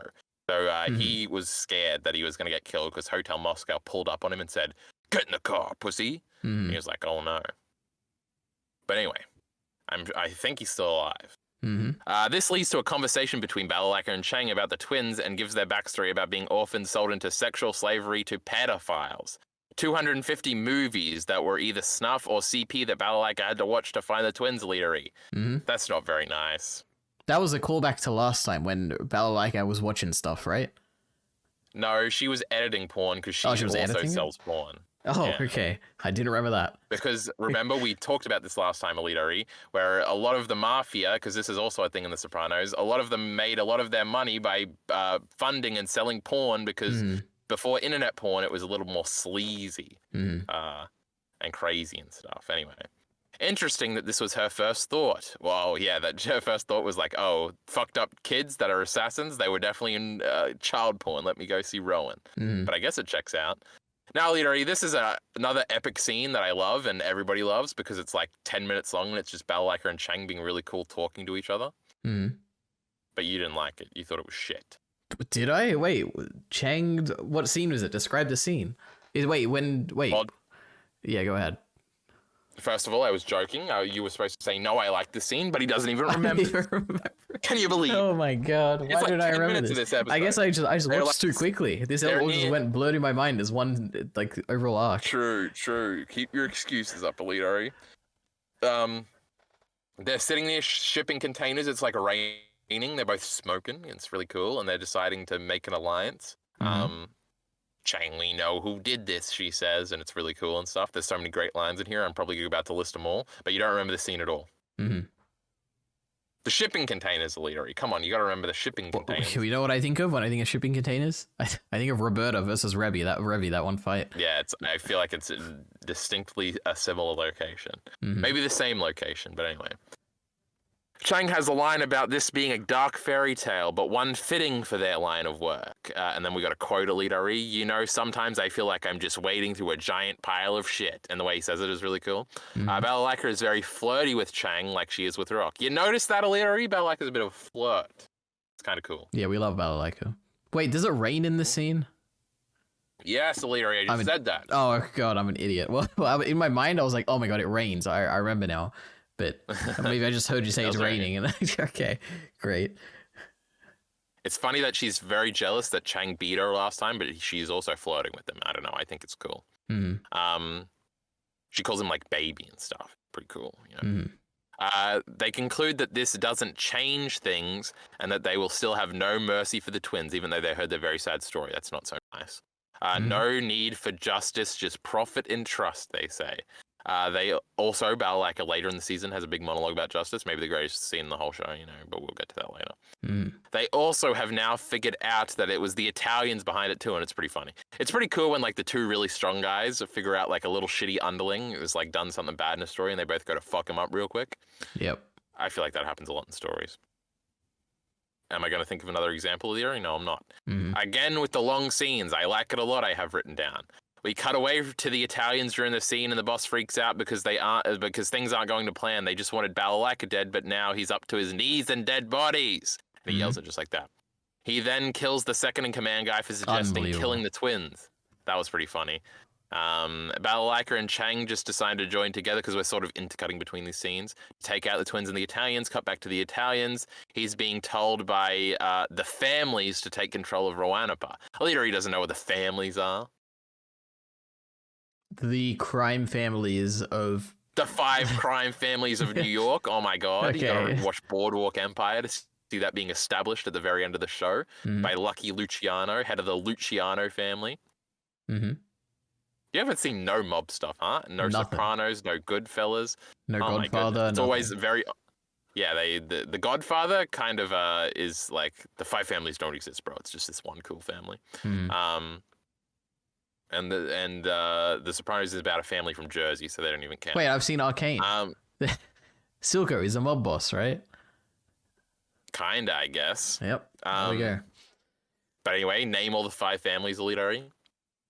Are they actual names? Are they? Oh, Shelley, I don't actually know, but I think those are 2 of them. Luciano is definitely one of them. Perselli, I don't know. But anyway, they're really cool, and in a lot of those mob shows, they never actually are about those, like, the original 5 families or anything. It's always, like, they'll always say it really cool and ominous, just like they said in Black Lagoon, like, the 5 families told you to do that, bro? That's fucking crazy. They're, like, top-level guys. Anyway, that's funny. Black Lagoon is just a bunch of the different mafias having a little fun what-if scenario in, like, this dumb city, huh? Yeah, the little playground that is Wrapup. The cartel, the mafia, the triad, and Russians. What's gonna happen? And then the Yakuza nearly come in at the end, but then not really. And then we get a long shot of the twins strolling into the boss's office. Oh yeah, it's like a shot from a long way away. I thought that was cool directing, EliteAri. And they are taken out, and they take them out making macaroni jokes. That was pretty hilarious, EliteAri. I want macaroni tonight, creepy. Chang and the Triad show up at the same time. We see Revi and Etta for the first time this episode. Oh yeah, EliteAri. Rock is in like 20 minutes in the first 6 episodes, I reckon. It's probably like 40 minutes. But he's not in it. Yeah, probably.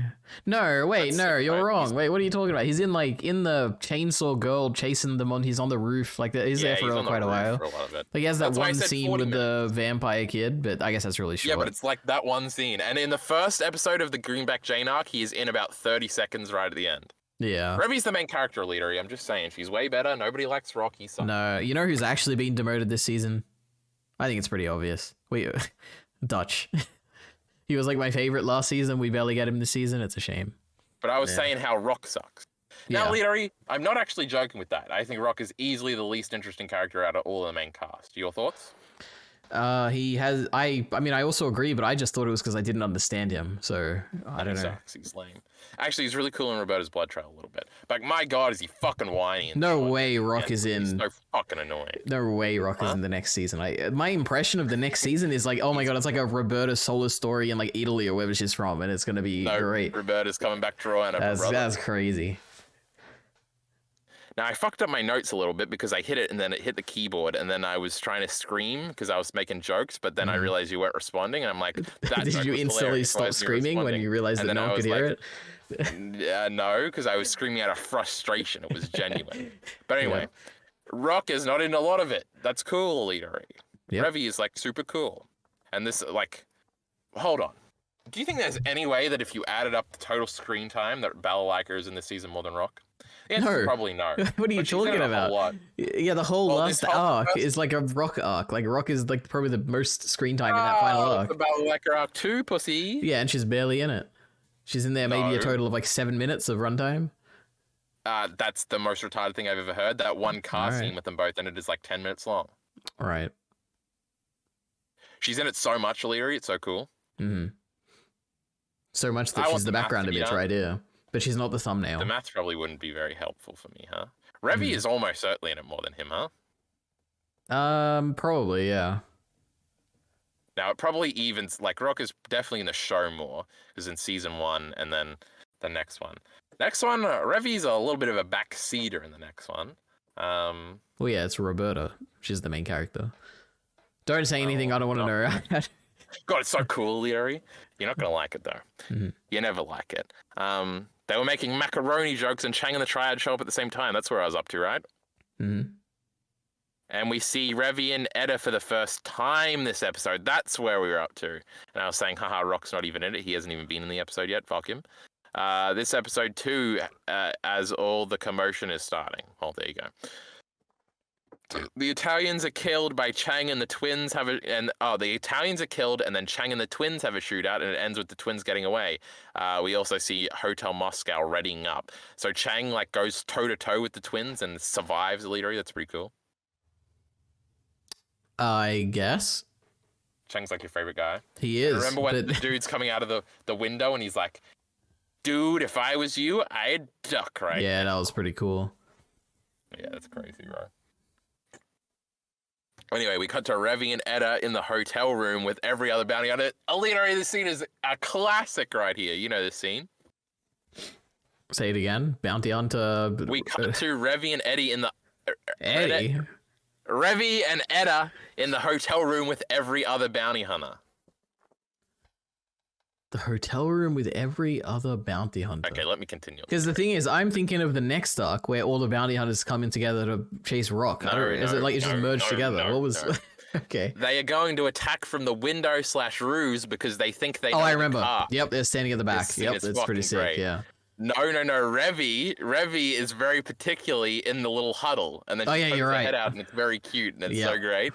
And the dudes, the other bounty hunters in here are pretty funny too. They're like, big fucking deal. I'm shooting anyone I see. If they get the car wrong, they just don't give a fuck. That's hilarious. Yep. And then Edda, having a big brain, realizes this can't be the spot because Hotel Moscow isn't here. Revy is also very cutely in the huddle with all the other retards. It is. Wait, no, let's just emphasize that. I think that is what makes this scene so good. The fact that Revy is in that little huddle. No, the best part is the next joke. But no, but why it's so good because it's like, Revy's I don't even know. Idiot. Yeah, but also because it's so like, I don't know what to say. She's like fitting in with the rest of them. And it's like so weird because we don't usually see her like that. Like she's always like the outsider or whatever, but now she's like there. Yeah. It's great. Yeah, I agree. There are a couple of dumb fucks Revy must say at some point, and I think that's very funny. Revy then realizes that the twins are still going to try and kill Balalaika, and Edda realizes that Balalaika wants to kill them themselves, so they're figuring out the thing so they can go and actually be part of the plot. So we have a showdown brewing. And then I feel like this has to be one of the notifications that for my stream that nobody ever does, so it might be like a raid or something, because I very distinctly remember downloading this. And it's when they're going back and forth, and Edda says something disparaging, and then oh no, this is what she says. She says, for someone with no education, you catch on pretty quick, Revy. And then Revy says says something, and then gets back to the insult at the end of her monologue, where she says, "Last time I checked, you had no education either, you fucking whore." And then we cut immediately. It's the greatest scene of all time, EliteAri. It's the funniest thing I ever heard. Great.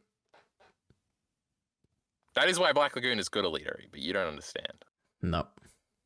I like how you're like in. I got these two camps of people who like it for nostalgia as kids, and then the camp of people who like it for the themes and stuff. And then you got you in the middle, who's like, I like the cute scenes, but they're talking and joking and stuff. I'm like, oh, okay, I didn't expect that. It's obviously a funny show.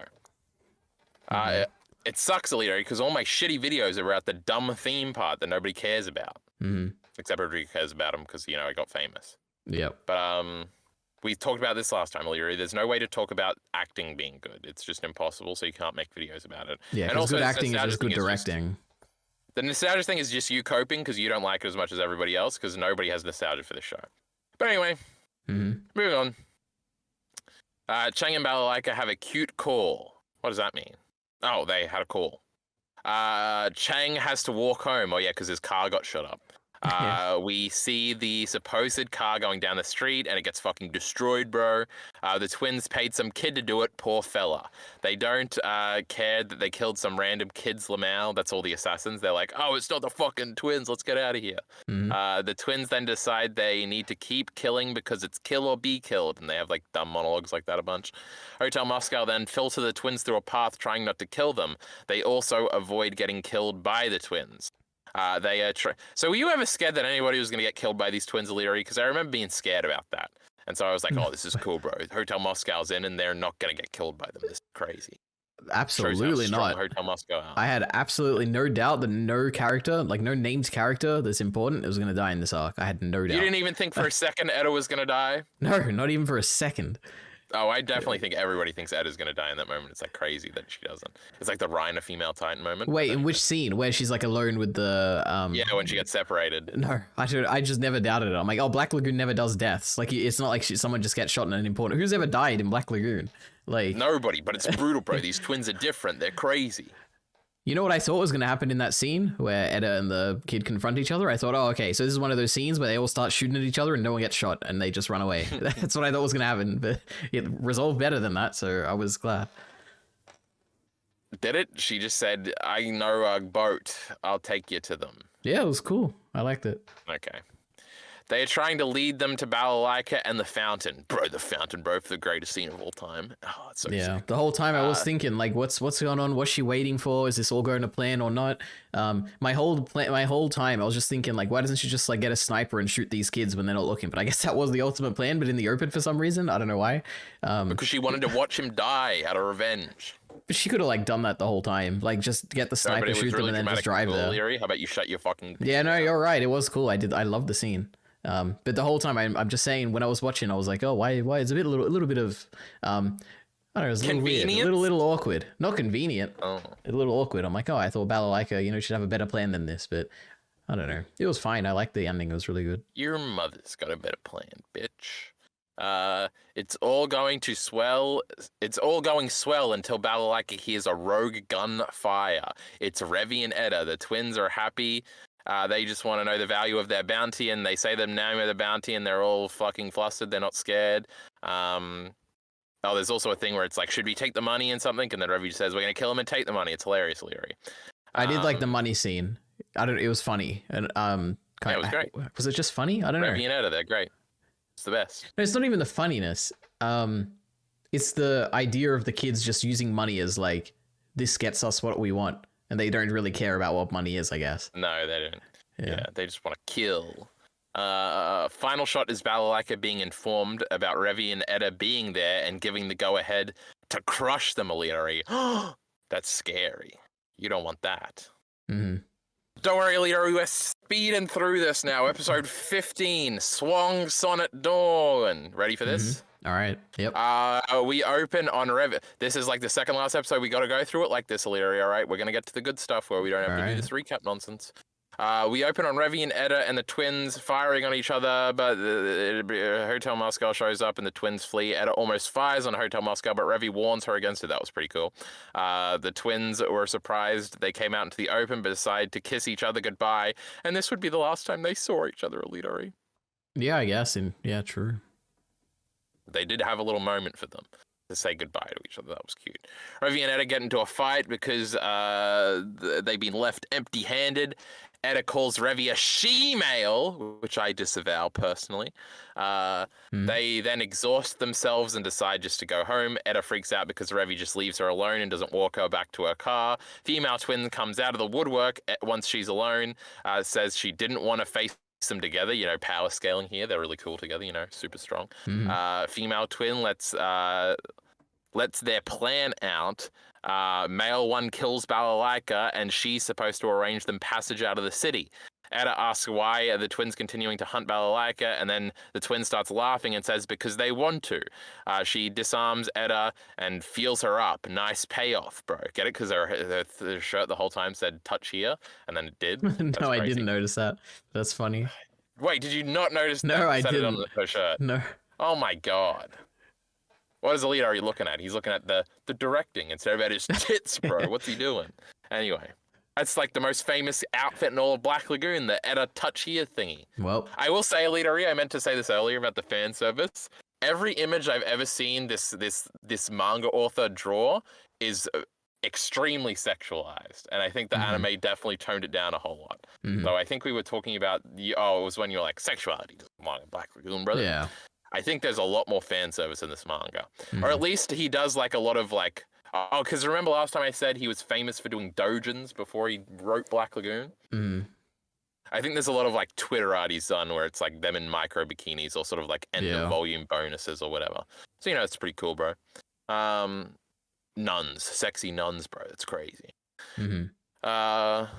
Were you thinking, oh my god, this is how Rock and the Lagoon Company finally become involved in the plot, Ari? Oh my god, I'm so funny at writing jokes. Because they ain't been in it the whole fucking arc. Yeah. And Revi's only been tangentially involved in this kind of side plot. No. Well, okay, firstly, I guess thinking, I'm like, oh yeah, I guess I would have thought it at this point. But then when I cut to like Dutch or whatever, and they have the person singing on the ship, I was like, there's no way they're going against Balalaika. Like, this would be their death. So I guess I was surprised at that point. I don't think I really expected it. Balalaika kind of did try to kill him a little bit. Well, yeah, but she was very forgiving. I would have assumed if I didn't know if the episode like ended on the final, like the show ended on the final episode, I'd be like, oh, I guess Balalaika just like kills them after this for like betraying her. Yeah. Well, she kind of owes Dutch one, so you know. Yeah, that's fair. And she got her. Maybe if like she didn't actually get him in the end, she'd be more mad. But yeah, she did. Balalaika and the male twin confrontation. Oh my god, this is a scene, bro. He says her soldiers are very good and that he couldn't even kill a single one. But then he starts monologuing about how long her soldier that they did capture hang on through the torture for. Yelling, Capitan, Capitan. He said it just like that, EliteAri. Did you like my acting just now? That was great. Oh my god, I thought I had a full stop in the wrong part of this note, which I shouldn't care about, but I was trying to fuck with it and it wasn't working, but it was just a piece of dust on the screen, EliteAri. That's crazy. Well done. He then draws his axe and she yells, EliteAri, she says, I said kneel, and she shoots him, and oh my god, EliteAri, it's in all the compilations. I've seen it a million times. It's so sick in the shot, and it's the greatest scene in anime history. Yeah, it was actually pretty good. I was surprised, I guess is something to say. It was probably the most gruesome the show has ever been, which was a good shocking moment. Cool. Yeah, it was really cool. Now, she only shoots through the leg, but she shoots his arm off in a second. The twin in disbelief that he got shot, and then he gets shot again when the sniper blows his arm off. Oh my god, I just said that. But he goes to swing his axe at her because he's still going to kill her, and that was pretty cool. But the arm gets shot off and the axe just goes to his side. He goes in a monologue about how they can't die because they've killed so many people and their lifespan's going to get absorbed in their own and that they're eternal.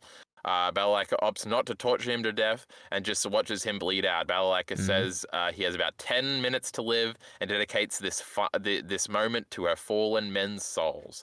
The sergeant voices over the thingy and says, just watching gave me the chills, EliteAri.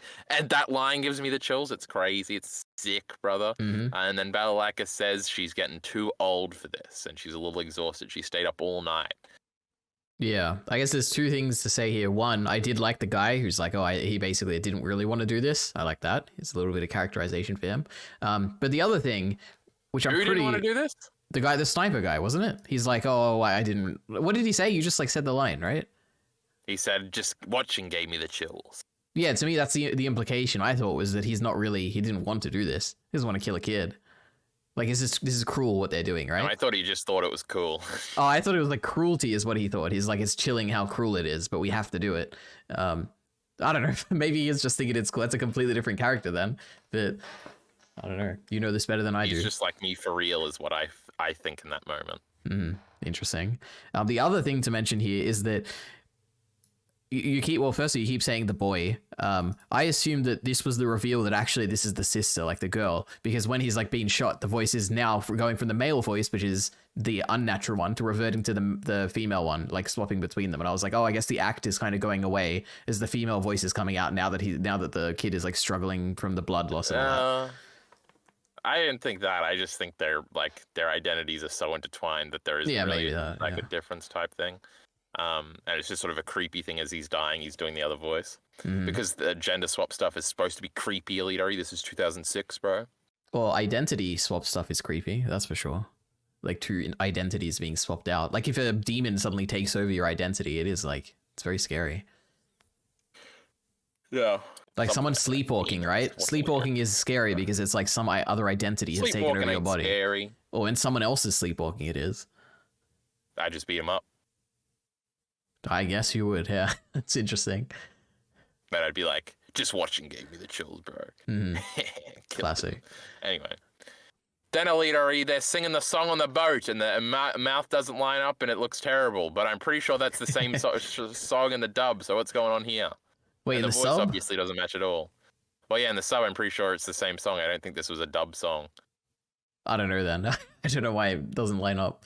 I mean, I also did notice it, but I thought it was more about the actual voice of the singer doesn't line up with the appearance of the kid, I guess. I don't think I didn't remember the lips all that. Yeah. But I assume maybe they're in like, if you're making this for a Japanese audience, it's like, well, they're not going to be able to tell the English voice as a match.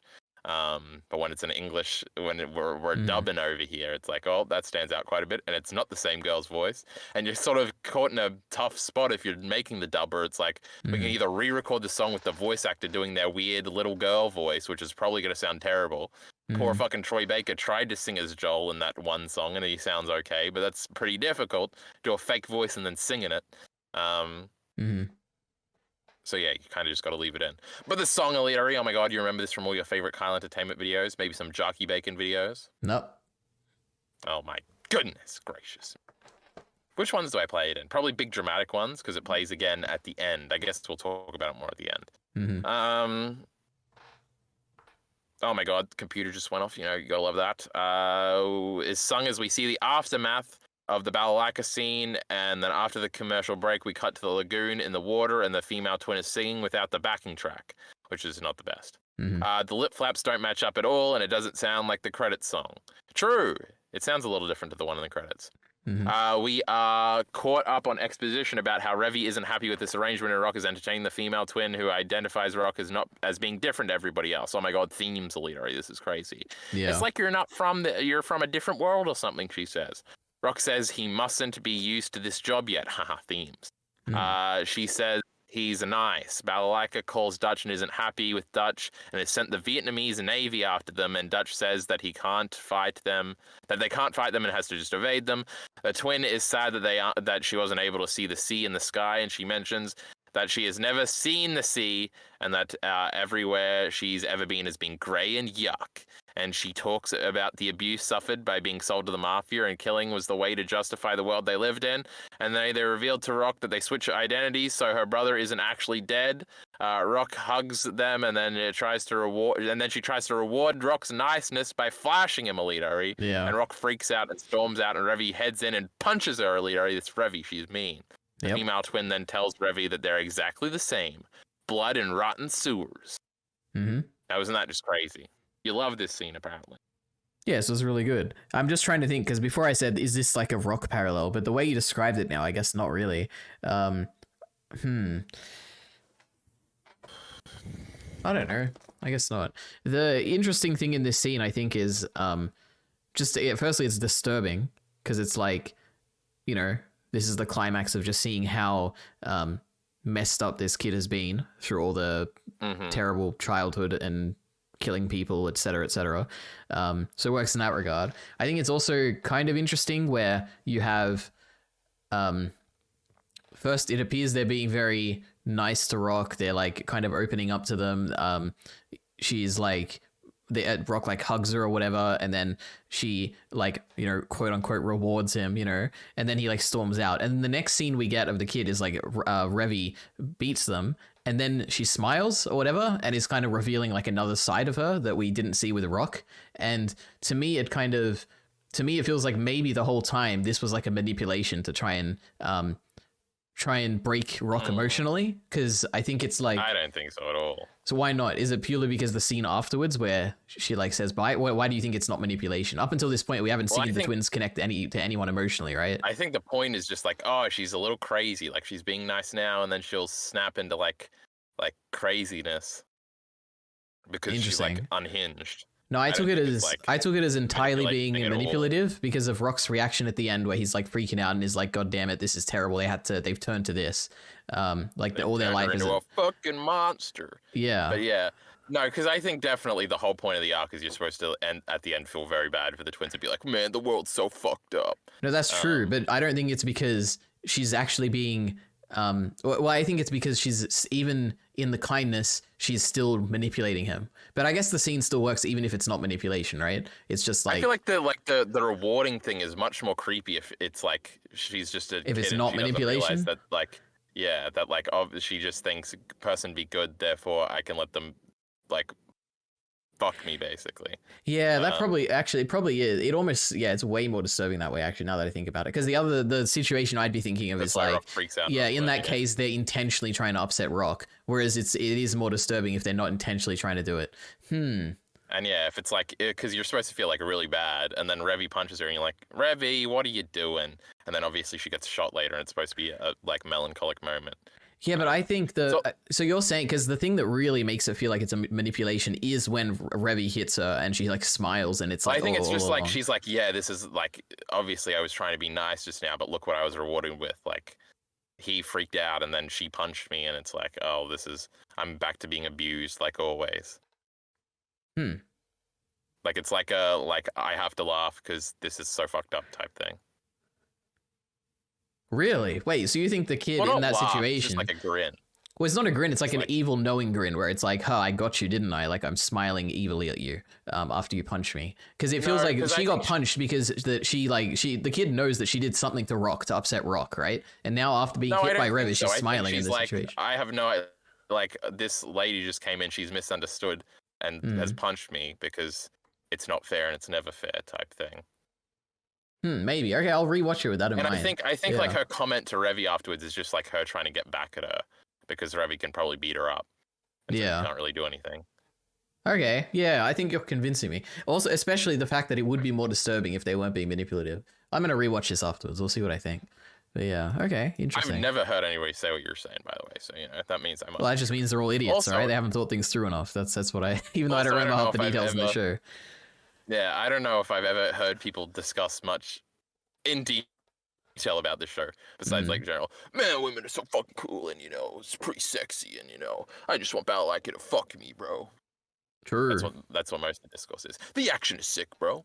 See that car chase? They're gonna see the backdrop of this street or this video right here. They're gonna be like, that's what they're gonna talk about the whole time. This Battle Like a scene where she almost kisses Rock. Oh my god. I do like that scene, EliteAri, so I'm glad it's there.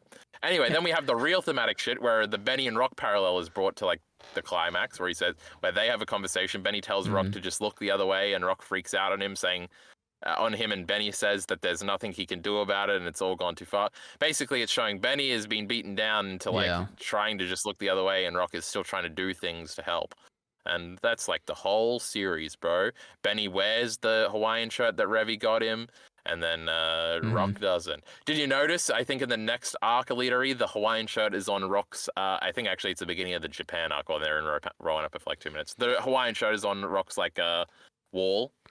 So up until 2 minutes ago, I completely forgot the Hawaiian shirt thing was a thing. But as soon as you mentioned it, I was like, man, that is the greatest bit of like subtle character thing last season. So yeah, I guess that is really cool. Benny wears it, and Rock doesn't. Yeah, it's pretty cool. God, I made that point in a video one time, and I was the smartest. EliteAri, Everybody is an idiot but me, including you, because you don't like the show very much. Where was I up to? Maybe if somebody had shown them some kindness and they would have gone to school and been normal. He warns Rock that stories like these don't have happy endings. Oh my god, so true. The female twin is shot on the dock by a hit guy Dutch is familiar with and who has to help pay for his son's cancer treatment. Yep. Rock freaks out so good. Initially. I love that whole scene with that one. Was he in season 1 or is he a new character? Do you know? No, he's a new character. I think it's so much cool that he's a new character. Thank God he wasn't in season 1 because he shows up for one scene. We just get this like random backstory of this guy who like he's getting out of it and he's like at the end of it. One thing you thought would be ridiculous and soy, it would be this. You're like, nope. And this character just comes out and he drops his backstory for some reason. It was so cool, Kyle, because it's like it implies a lot of backstory between like Dutch and this guy, or like even just like the Lagoon company or whatever, and this guy. And yeah, he's like, I'm done. I need the money and I'll never be doing it again. Don't worry. And I also like the fact that no one lashes out at him. It's not like Dutch like freaks out and yells at him, or it's not like anyone kind of. Their job. I just like this scene. This was a really good scene. Rock does freak out initially, as I have written here, but comes to think that it was for the best. Now, I think this is also part of like the arc is just about, man, the world's so fucked up, bro, because it's just this guy who has to do this because his fucking kid got cancer for no reason, and it's just like, man, the world really sucks. That's like the point of the nihilistic point of the arc. Like this third episode, whatever. Is this the third one? Whatever it is, this is a good episode. Yeah, I like this one a lot. Yeah, it's like the best, bro. Rock freaks out initially, but comes to think it was for the best as she dies looking up at the blue sky and the world of midnight plays into the credits. The ED's different. It's not Revy walking alone on the beach. Kyle. It's the twin who reunites with the other twin at the end of the beach. Let me just there's two small sentences. Yeah, go ahead. The image goes from dark to light, the image goes from dark like it usually is with Revy to a bright beach. They hold hands together and move into the afterlife, holding hands. Said that just now. Looking at the sky. I actually said look at the sky because I'm retarded. What does the ED usually mean? Is Revy walking into the afterlife? Is Revy lost in the darkness or something? We can talk about that after you saw out about how sick this was, EliteAri. This was terrible. I'm just kidding. It was actually really good. This is the best thing. When I wrote it, my notes, I was like, I can't believe this is so much better than anything the show has done up to this point. Like, I don't know who's responsible for this, if it's like the season director or the episode director or whatever, but they're a genius and they actually elevated the show to be way better than it was before. Because it's like what you just said, where it's like, it's an ED. You don't have to have it here. It doesn't have to be here, but they put it in and it gives context to all the other EDs before and it gives context to Revy's character. So I thought it was really cool. Where it's like, okay, well, obviously paralleling. It's like whatever, because we understand what is going on with this character, and now that we know what their ending is and it feeds into the ending here, it's like, oh my god, now they're telling us implicitly that this is what happens to Revy's character and like what she's all about, and it's like, wow, this is fantastic. So love it.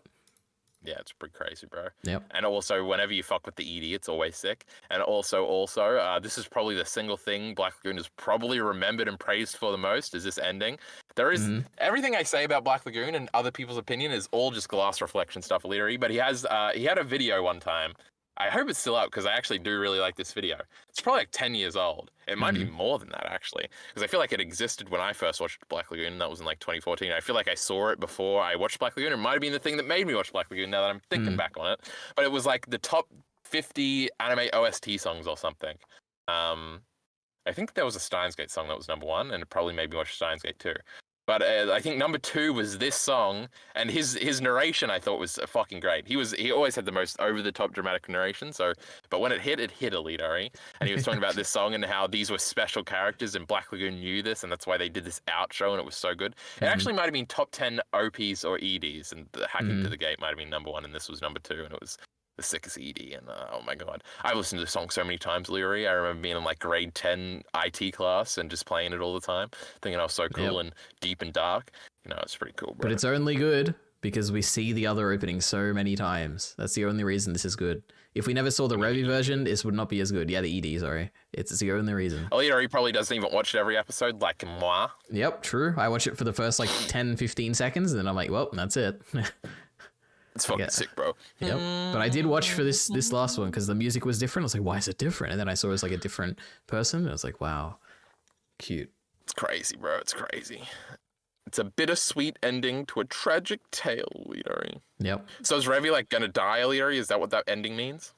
It means that eventually when she does die, she'll just be walking on the beach in probably some dark place, because this person's place was like she was looking up the sky when she died, so it was the sky in the ending. But Revy's not going to look up at the sky when she dies. It's just going to be a sad death to a sad life. But at the end of the ending, usually Revy turns around and tries to shoot you. Yep. So does that mean she's not going to let it? She's not going to die so easy, EliteAri? No, she'll die, but she'll keep fighting in the afterlife. That will be her legacy. You think that's the ending of Black Lagoon, EliteAri? Revy dies?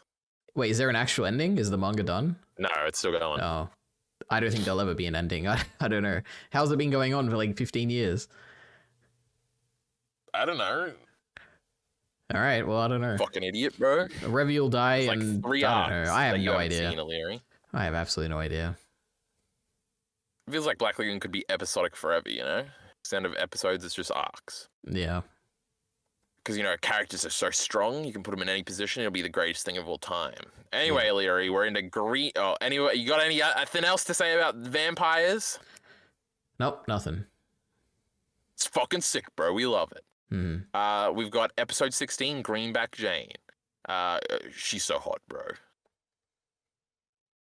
No, actually, she didn't stand out to me whatsoever, actually, now that I think about it. Panty shots. Like, I can understand Balalaika, Revy, Roberta, Edda, who else? They're all pretty hot too. Is that it? Even the Chainsaw Lady? No, Chainsaw Lady's yuck. Who else is there? Chinglish or whatever. Chinglish. But this random girl, no, I don't know why. She's brown and stuff, and she has that's cool, EliteAri. Like brown girls. Is she? Are we thinking of the same girl? Wait, the blonde girl? Yeah. She's fucking, what is she? Spanish or something? She's brown. Wait, what was her name? Let me Google it. Black Lagoon. Greenback Jane, EliteAri. Greenback Jane. Oh, I guess a little bit. Yeah, I guess, yeah. She's just brown, EliteAri. I didn't... She kind of looks like Revy, though. Is Revy brown? Revy's half Asian. I would say her skin tone looks very similar to Revy. It's a little darker. Maybe a little bit, yeah. Okay, anyway. Yep. So apparently she's really hot, says Spanish, Kyle. EliteAri? I think she's Spanish anyway. I don't know. This is the last episode where I have all these fucking stupid notes, EliteAri, and there's a goddamn lot of them, but we'll get through it and then we'll be on the other side and we'll all be happy, okay? I have 3 notes. And they're tiny. One of them we've already covered. This is the equivalent of the Goofy Nazi arc. There we go. Except the Nazi arc isn't Goofy and you're an idiot. All right. This one is. There's 14,000 words on this goddamn notes document, but that's that's for the whole series, We are introduced to Jane. She is an expert in making counterfeit money, but she's taking too long and has gone over budget, and the Florida-based cartel that's employing her is angry with her and kills her partner, Theo. Now, that's crazy, EliteAri. You remember Theo, of course. Yeah, poor guy. And then, so now we've got an American cartel, EliteAri. That's kind of cool. They're trying to make American money and stuff. Revy awakes and is not happy about how hot it is. She got very drunk last night and has trashed her room. There's bullet holes everywhere. That Revy, EliteAri, can you believe her? Yeah. Jane decides to run away while one of our guards pisses. She hits the other one in the head with a PC monitor and runs away. That was epic, EliteAri. Yep. As she leaves, she sees Rock getting a shave like he did in episode 3. But you didn't notice that at all, EliteAri. But it's understated, and maybe they were just reusing a frame. I think that's exactly what they were doing, EliteAri. You didn't catch this at all, did you? Rock is getting a shave? Like he's shaving his beard? So, as Greenback Jane, we can just call her Jane from now on, EliteAri, Jesus Christ. As she leaves and she goes out into Wrapup for this first time, there's a lot of establishing shots, some of which are pretty cool. And there's one where it's just Rock getting a shave, which is something that happens in episode 3 at the beginning. So I think they just reused a shot. Right. But that's pretty cool. Cool. You didn't notice that or remember he got a shave, so that's okay. Nope. Revy and Edda are at the church drinking, but it's very hot. It's very hot, EliteAri, in this arc. Because Jane's around. Don't laugh before I make the joke, you piece of shit. Anyway. They are speculating about which gun Jesus would use. They're so funny together, EliteAri. Then Edda, actually, I hate guns, and I hate whenever they talk about guns, EliteAri. It's lame. Then Edda teases Revy about Rock. She blushes a little bit this time. Oh my god. And we get an update that it's been nearly a year since he joined EliteAri. Now, they say this in the next arc, but as we know, this arc is actually after the next arc, so that's a little funny. Oh my god, EliteAri, you know how Jesus. at the very end in the post-credit scene, it's just like this scene? And Yes. I was like, that's a little weird. It's because it literally is this scene in the manga, huh? It's like the same scene. Oh, because this gets put after. Yeah, that's funny as fuck. That is really because, funny. yeah, they basically have the, you fucking rock yet? And then in the next one, it's like, you guys were in Japan for a long time together. Yeah. Did you fuck yet? That's very funny. So, yeah, it's very funny. It's all clicking, EliteAri. Revy starts complaining about Rock, but Eda wants to know about sex. Revy doesn't say yes or no. Mm-hmm. Jane arrives at the church door thinking they'll help. She's knocked back by Eda when she opens the door, and we get the first of many Jane upskirts. A very sexualized young lady, I wrote down. Eda tells her to get lost and God's not in today. He's on vacation in Vegas. That was funny. God, I just love Eda, EliteAri. The guys are chasing. What are you laughing about? It's you know what ruins her character? It's the glasses. Unironically, I hate them. Nincompoop or retarded. That's what you are. Yeah. The glasses are cool, and it's a cool reveal, EliteAri. And maybe next arc you'll see her without the glasses. But anyway, we'll talk about that in a second. And by a second, I mean probably like 20 minutes.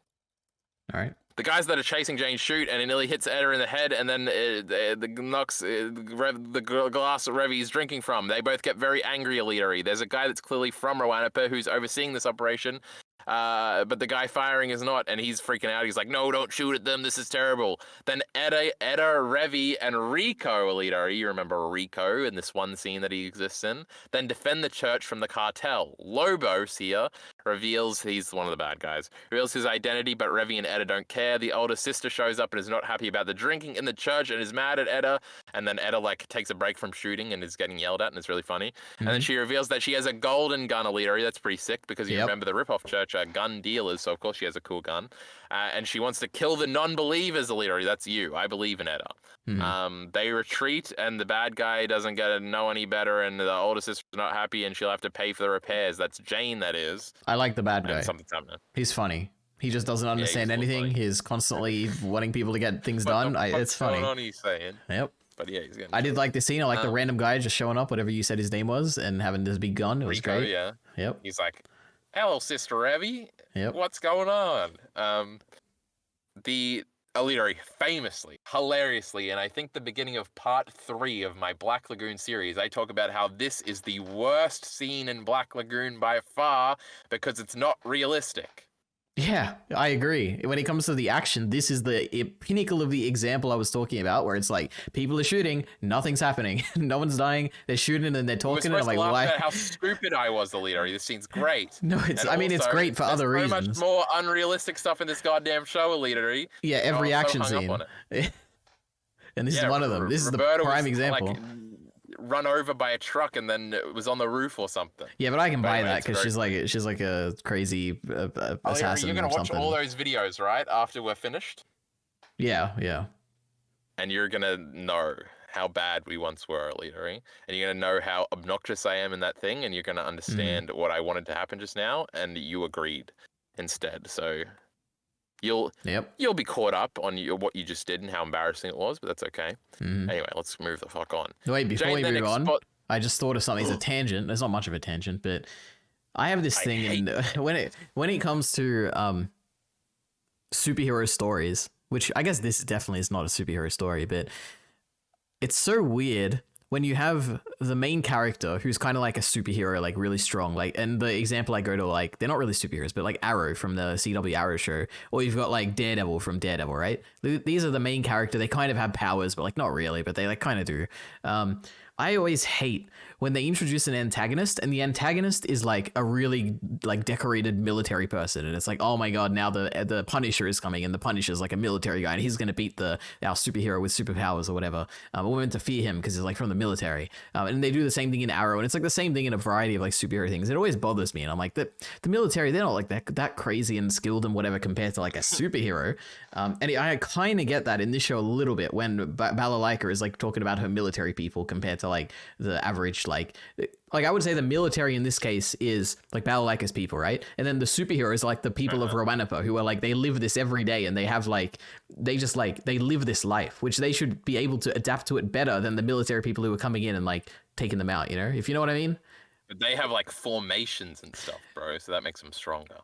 Yeah, I guess in numbers it makes sense, I guess. I don't know, it's like a small, it doesn't really bother me in Black Lagoon, it just reminded me of that like superhero thing that bothers me in superhero shows. Also, Roberta is like a military person, so yeah, destroyed. That's probably what triggered it when I thought about it now, but yeah, anyway, she's the Terminator. Okay. It's different.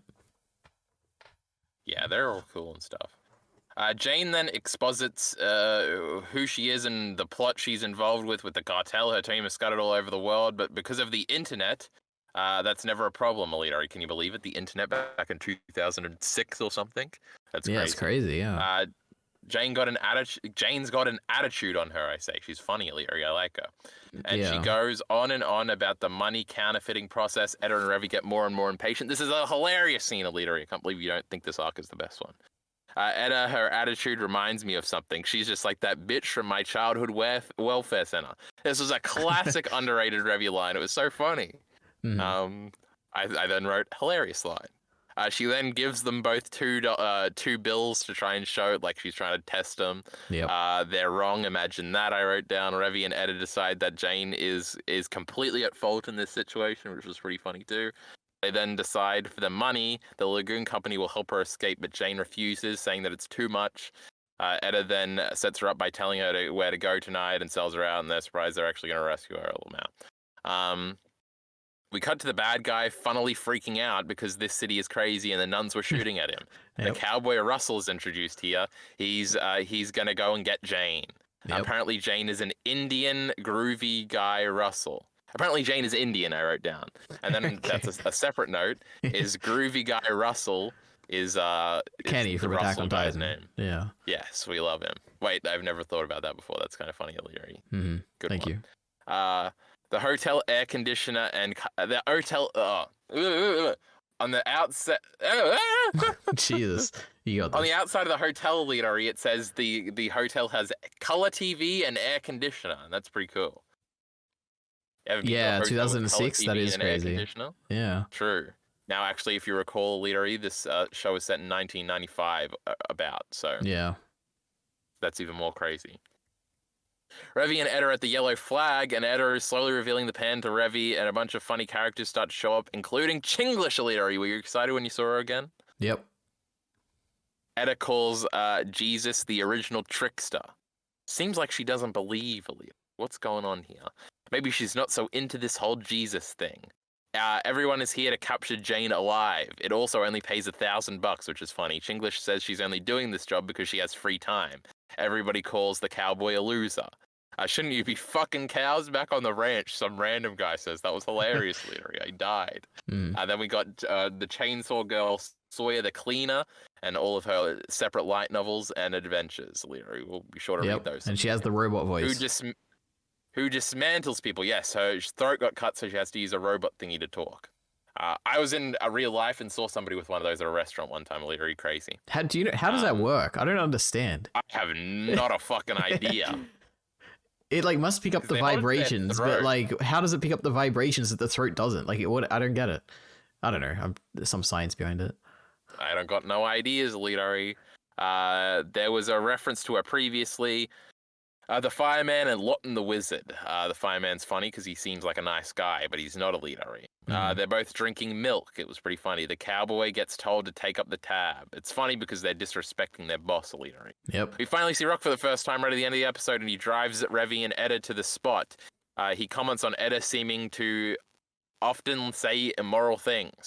He wasn't much a part of the first 3 episodes either, ... That's why we were going to bring this up if I hadn't already talked about it earlier. Maybe my deuteragonist point was correct after all. Definitely not.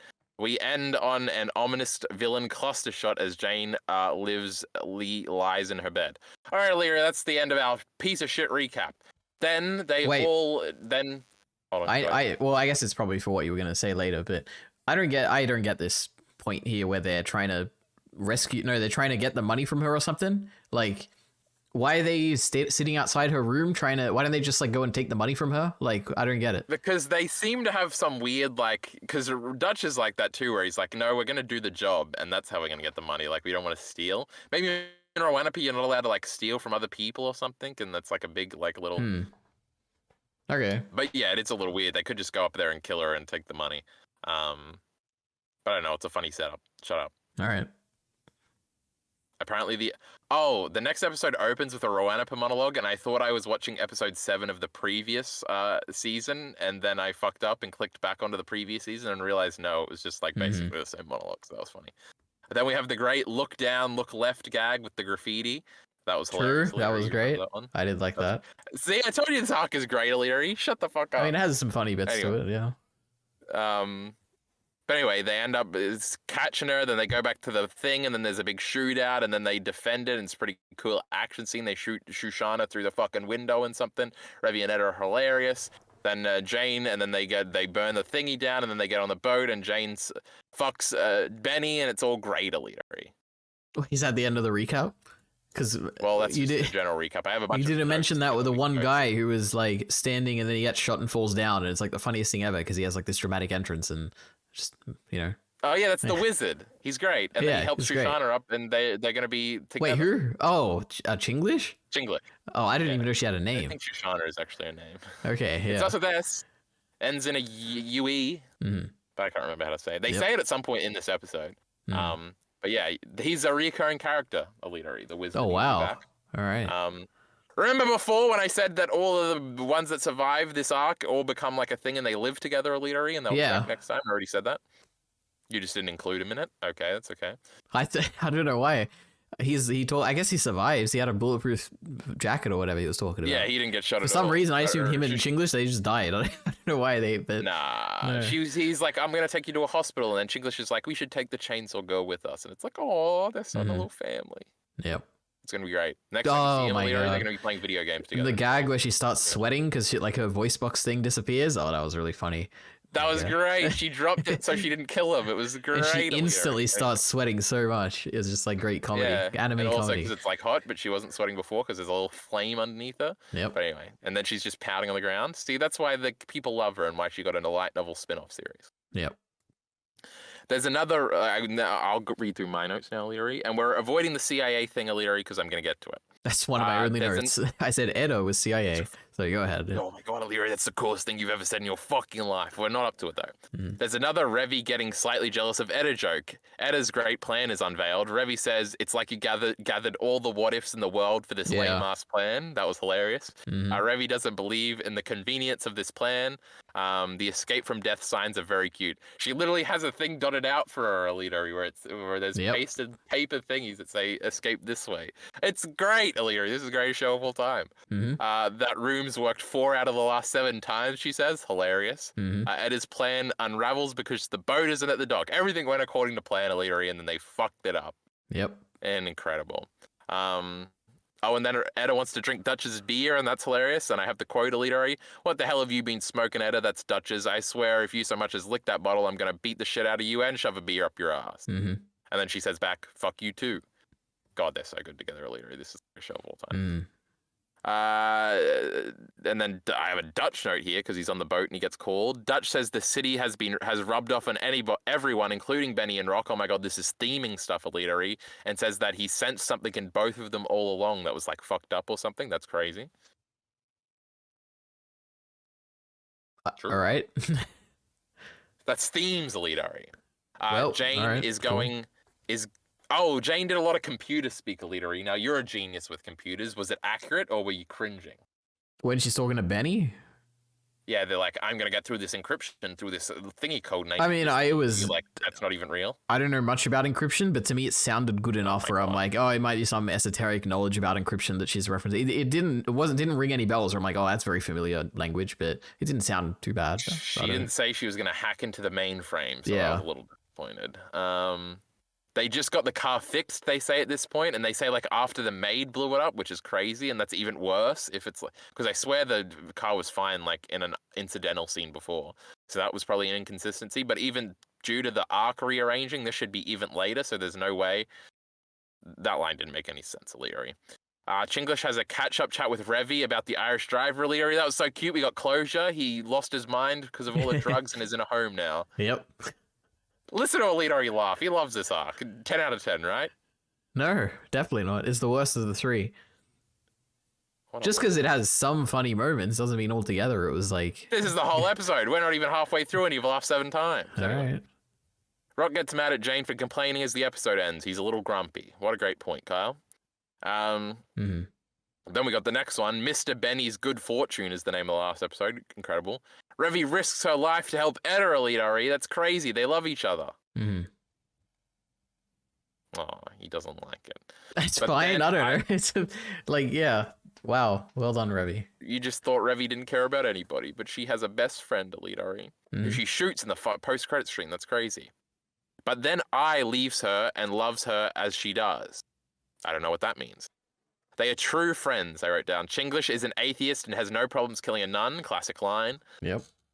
I will say when I was 12 and watching this, I did think that was super cool because whenever somebody said they weren't an atheist, I got really mad when I was 12 because obviously that was the correct position. And if they said otherwise, I did think less of them as a human being.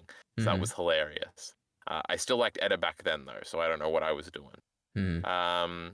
She's probably an atheist because she's Chinese, huh? Yes, all of the Chinese were atheists for a little while, EliteAri. Oh, wow. That was state mandated or something. You know, communism. Cliffhanger on Chinglish's fate because even though she's the antagonist, we care about her and don't want her to die. It was great, EliteAri. They cut away as she gets shot and it's dramatic and stuff. Did you think she was dead? Yes, you did, EliteAri. You cried. No, I didn't. I wish I was like, oh, I hope she's dead, but I knew there was no way she's dead because, you know. What a heartless prick. But then at the end, when she actually was shot, I was like, Jesus, I guess she actually is dead. So it kind of got me in all three regards. But yeah, I guess technically she isn't. So yeah, it just keeps on landing, this damn scene. It's great. Dutch has a funny line where he's very mad the dock is on fire. And he said if the whole city got blown up, at least he wouldn't be the only one getting fucked. That was pretty great. Chinglish gets shot, exclamation mark. Revy gets skewered, exclamation mark. True. Exclamation mark. She's very upset about that, calls Etta a stupid cow. She'll get skewered again before the season is over. And I'm not talking about Rocky. Yeah. And that one's way worse. Oh my God. Jesus. Sawyer loses because she's upset she couldn't monologue anymore after a voice machine gets blown out of her hand and she stops trying to kill them. The wizard tries to ambush them but gets shot. Rock was cornered, was concerned with Revy's injuries. I put that in an exclamation mark because that was so cute. Revy and Wizard and Chinglish and Sawyer make a band of thieves while injured. It was so cute. Revy mallets a dude overboard. EliteAri, do you remember this gag? We're on the boat now. That was hilarious. What does mallet mean? Dude monologuing. Like she literally had like a little hammer and she threw it at him and in the head it made like a Looney Tunes sound and he got knocked overboard. Great. The fire guy killed his wife and is a creep. Benny and Jane are in love because he's very good at computers and he's so cute. Fantastic. I like that.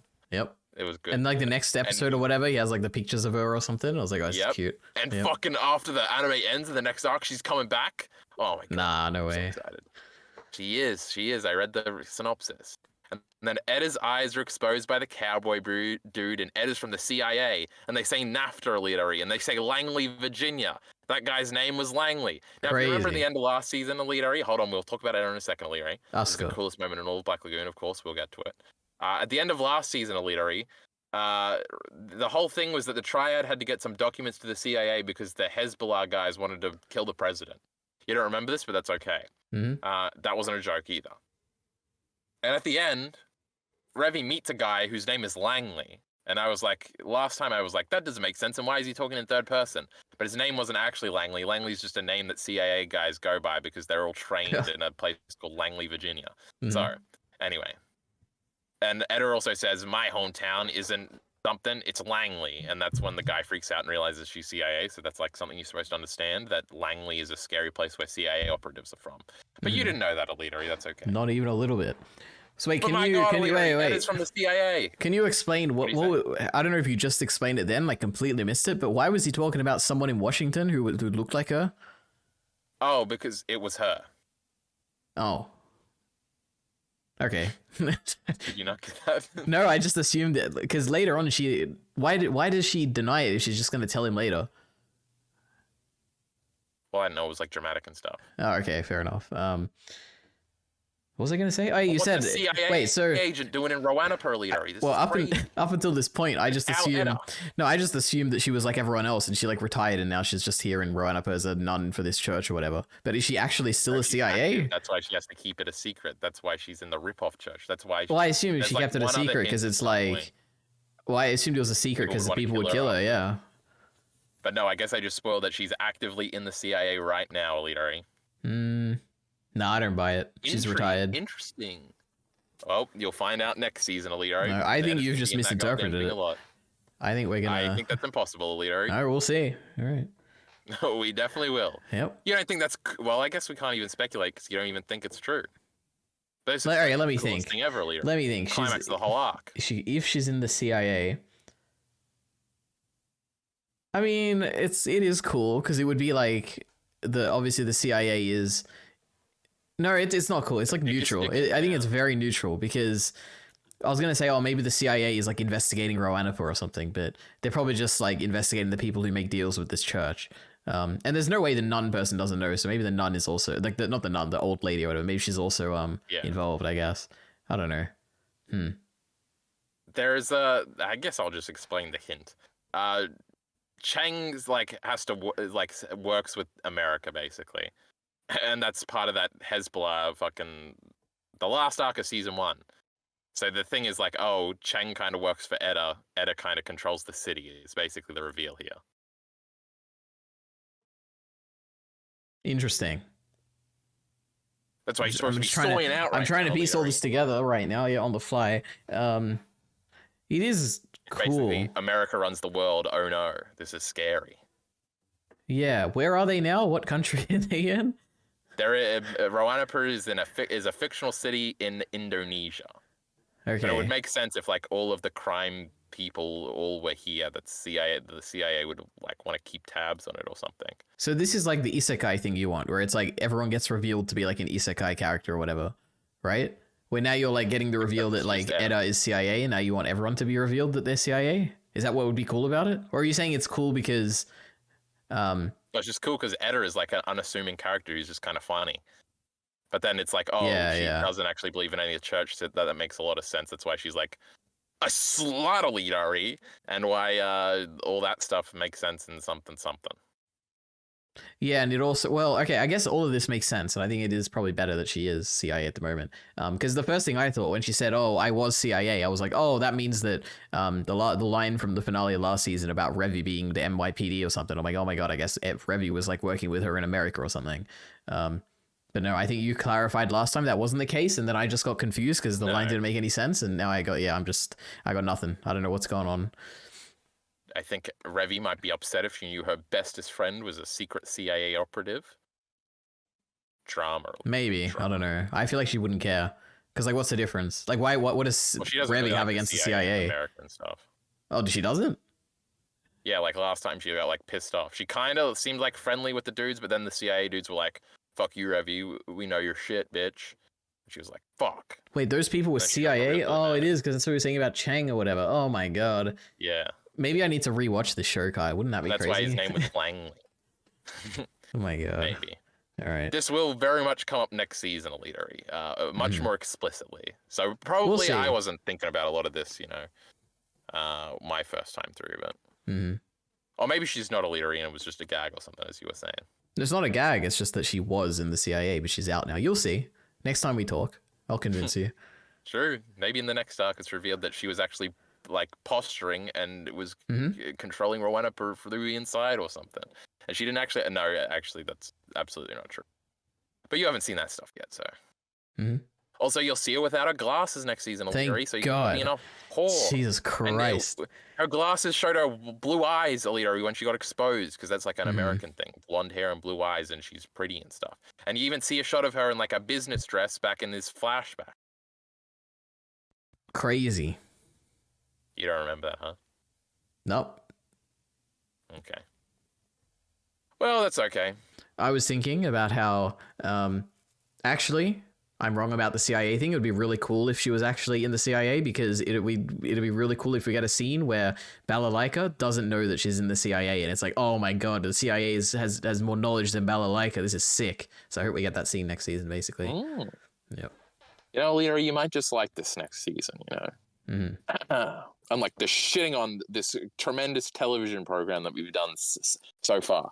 Also, everybody, if you hadn't noticed, which is actually pretty unnoticeable when I was watching our thingy just now, we've switched over to mobile device mode as the laptop has gone flat. So that's the difference in audio quality that I couldn't make out, EliteAri, which makes me depressed a little bit because I paid money for that microphone. Well, it's over Discord, so I was recording that last one. True, that's true, EliteAri. Now, keep making me feel good. Anything else to say about Greenback Jane, EliteAri, before we move in? Besides, it's sick and we loved it. That absolutely nothing else. Absolutely nothing else. Edda makes it. EliteAri, I'd always said that I was going to make an Edda video one day, and that's why that's what the Black Lagoon people always say. It's an old channel meme. Now you're in on board because I'm supposed to talk about how cool it is that she's from the CIA and stuff. Perfect. Anyway.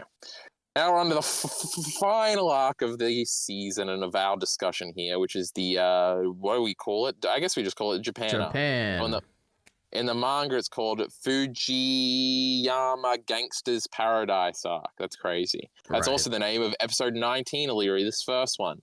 I guess we should do a general recap because now I guess I could get the Wikipedia up, but we don't really need it. We can go through and answer all of EliteAri's little confusing questions, but we'll just do a general recap. Rock and Revy, Rock is hired to be a translator for Balalaika because the Hotel Moscow has decided, there's already a Russian presence in Tokyo's underground world or something. But Balalaika has been brought in by a larger mafia that is Russian or something. Because she's not the total boss. She's just of the Rowena part and she has her men. But then she's been brought in to like strengthen their claim in Tokyo or something. And she's like, yeah, I love war. This is hot. And so she decides to jump in. So they're originally, EliteAri, going to side with the Washimine family, which is Yukio's family. Now, this is a little confusing.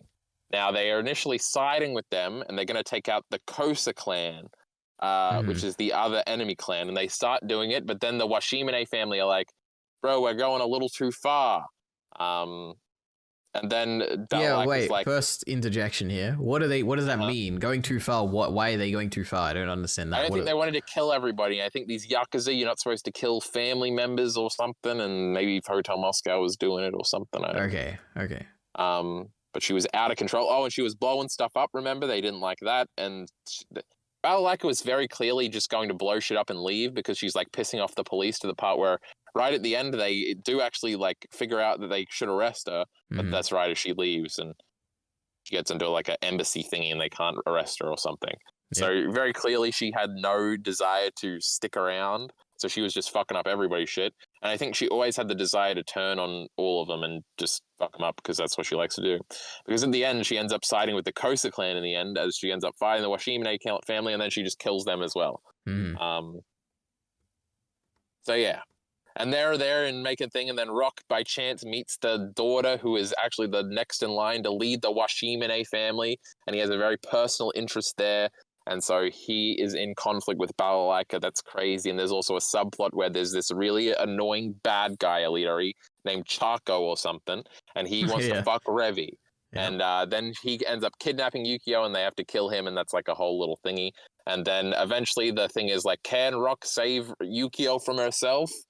And that's the little plot, and in the end, she doesn't. And then Yukio has this cool dude named Genji, who's like a samurai, and he and Revy are like, let's fight. And they're like, no, we got to save that for the end of the arc. And then eventually we get to the end of the arc, and they fight, and Revy wins, but only just, EliteAri. So that's only because the girl said the words, and yes, because she said she actually didn't want this, and she just wanted their lives in Tagashima to go on forever. I don't know if that's the place, EliteAri. This sounds vaguely Japanese, you know. How it goes. Oh my goodness. Now I guess. Do I go through all my notes? This was your favorite. Yeah, we'll do your notes, then we'll go through my episode by episode notes. So we've covered the first one. What exactly happened in this arc? ? So I think we've decently covered that. The next thing, this is interesting because this is an anime made by Japanese people. We're following a non-Japanese cast, characters who are going to Japan. So that's a very interesting kind of novel perspective. And there's this one scene where Revy's talking about all the Japanese people, they're hitting on me and they're calling me gaijin or whatever. And I'm like, oh, this is interesting. Japan is critiquing itself here. That was cool. Yeah, that was funny. Oh, an interesting dubbing thing is the fact that when they're doing the translation scenes, the original Japanese voice is used, which was really cool. I checked it because I'm like, is this the same thing? And then I listened to them both. I put them in Premiere. I overlapped them. I'm like, oh, they're the same. They were the exact same. So it was really cool. Imagine having the interest to do that, EliteAri. You know, I thought about that, but then I was like, there ain't no fucking way I'm doing this. But EliteAri did it. Yep. Now, the translation scenes are also funny because the characters that are speaking Japanese in those scenes will just speak English later. Because it's a dub. Yep, it's pretty sick. And so, yeah, it's just like, oh, well, that's breaking continuity. But there's not really any way around it. Yep. In the... There's also some gags later where there's like... Revi's supposed to canonically speak English. And then there's like a scene where later when they're raiding the bowling alley, where there's like a guy that says, I give repeatedly. Do you remember this, EliteAri? Yep. In the sub, he starts speaking English there. So he's like trying to speak English to say, I give up or whatever. Yeah. And like she like mocks him and stuff. Yeah. And so that's supposed to be that scene. They do that pretty well. It's only because I've seen that whole scene in the sub because it's on YouTube that way that I know that that's a difference. They do very well at covering that up. The translation scene's not so much, but that's a little factoid for you. Yeah, that's really interesting. Okay. I guess the Chaco scene makes so much more sense where he's got a hand over her because she can't understand him. Oh yeah, I guess, yeah. That would make sense too in the sub, where you'd be like, how would that make more sense? Smells like you've been sucking cock. But Revi is speaking English the whole time. It's not to him directly because I don't know. They don't respond to each other at all in that scene. Yeah, but in the dub, that's the exact same. Yeah, I know. It's like covered up, I guess, but it like makes more sense why that scene's like that from like a sub perspective.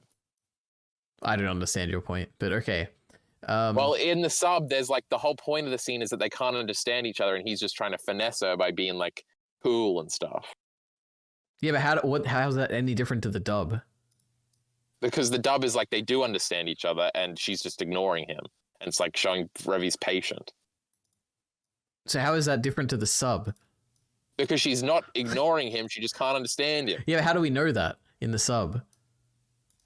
Because he's probably speaking Japanese. But isn't she also speaking Japanese? No, she doesn't know how to speak. Well, in the sub, she would be, but it would be the same thing with the dub where it doesn't really make sense. Yeah. Because the sub would definitely pretend Revi doesn't know how to speak Japanese in this arc.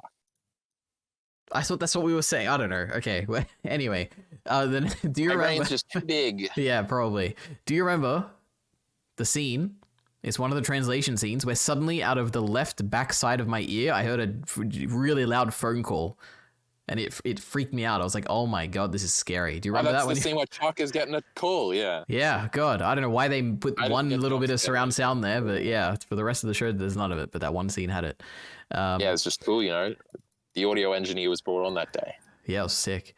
Okay, how about this? Remember when oh my God, what's the girl's name? Yukio. Remember when Yukio and Rock are sitting in the cafe place or whatever, and it's just like the Death Note scene. Did you think about that? No. I didn't go bother to check it, but to me, when I saw it, I was like, this is crazy because it's like the same studio, isn't it? That did Death Note. I think so. Do you know the scene I'm talking about? L1? Yeah, like right in the beginning of Death Note, where I think L is. Wait, is it when? I think like L is testing light or something, and because he's giving him the clues of the photos, and is the one where he leaves out of it. Yeah, it just looked the exact same to me, at least in my mind. I feel like it doesn't really look that way at all. I did not look at all to check. You know what? I'm gonna write this down. Check the Death Note. They're both scene. Brown, but no. And they have plants, and there's like seats in the corner of like, and they're at a round table, and they're in like a booth in the Death Note scene. Nah, I'm gonna check. Because then Light gets a call, and it's like, your father had a heart attack. Yeah. Did Kiri get him? What the fuck? Mm-hmm. But no, I think they look very different. And there's like green behind them in the Death Note one, like plants. Mm-hmm. That's not the case. Well, there's plants in this. There is definitely. That's why I thought they were overlapped. There were plants. I'm telling you, Kyle. There were plants.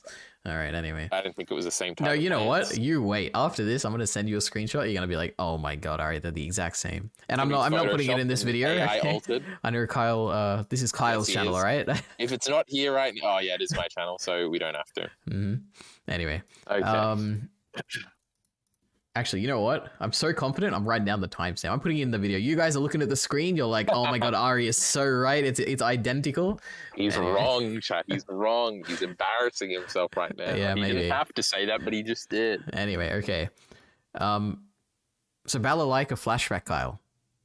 Turns out, oh my god, Kyle, she's privileged. She had a rich upbringing. She was going to be an Olympian or something crazy. That changes everything. Yes. Yeah. Her father was what did you? Yeah, I guess I'm sorry because there's more Balalaika flashbacks than the Roberta's blood trail. Roberta's blood trail's the best at EliteAri. I'm hyping up so much. So I mean, it has Roberta, so it has to be the best. I mean, the only thing we really learn is that firstly, she was like had a very. She was rich. She was rich. She was like. Something about Olympics, like she was going to participate in the Olympics or something. Or she was like getting ready. She was going to be a swimmer. Something like that. I think that might be revealed next time. Yeah. No, I think they said what it was. I think I don't remember, but yeah, that was just that brief scene. Firstly, it works in that like it gives you a little bit of characterization for her. It also works, I think, it works in the meta sense of setting up the stakes for this. Like, but when we saw the flashback, I was like, oh my god, this is the end of the show. We're getting a flashback for Balalaika. She's obviously gonna die here. Like, this is the end. Like the Ginji, whatever, he's gonna come up and kill her at the end. I was convinced. I was like, man, everyone's dying this arc because like there's so many things. Like we've got the that is a great episode because of the structure. Because it's like the title of that episode is like. Two fathers warring daughters or something, and it's supposed to be like her and Yukio, and it's sort of truncated that way, but yeah, it's like a structural thing. In terms of the stakes, like why I thought this was going to end in like a very climactic kind of ending where everyone dies maybe, is that you didn't mention this, I don't think, in the recap, where the first time that Rock runs into the girl, he has like this thing about, oh my god, this was when I ran into her, when it's like a future Rock is like talking about it, and I was like, man, this means that this is going to be important, like some big stuff is happening here. So throughout the whole arc, I'm like, oh no, this is going to go all wrong because Rock says that like this was an important meeting or whatever. There's also like their turning point in Rock's life. It is. Yeah, it's just like a symbolic important thing. But yeah, then we get like the backstory for Balalaika, which is great. That also sets it up like, oh my god, she's gonna die. We like learned everything we can about her now. What else is there? There's like, I guess Revi is like constantly being nice to Rock, and it's like, well, maybe her character arc is coming to an end and she'll die at the end of this or something, is what I was thinking. There's also like they're hyping up this really cool sword guy, and I'm like, oh my god, this could actually be the guy that like kills Revi or like kills Balalaika. This guy's like being hyped up a lot. So there was a lot of stakes. I was invested. I was like, man, this is going to be big. But you know, it wasn't.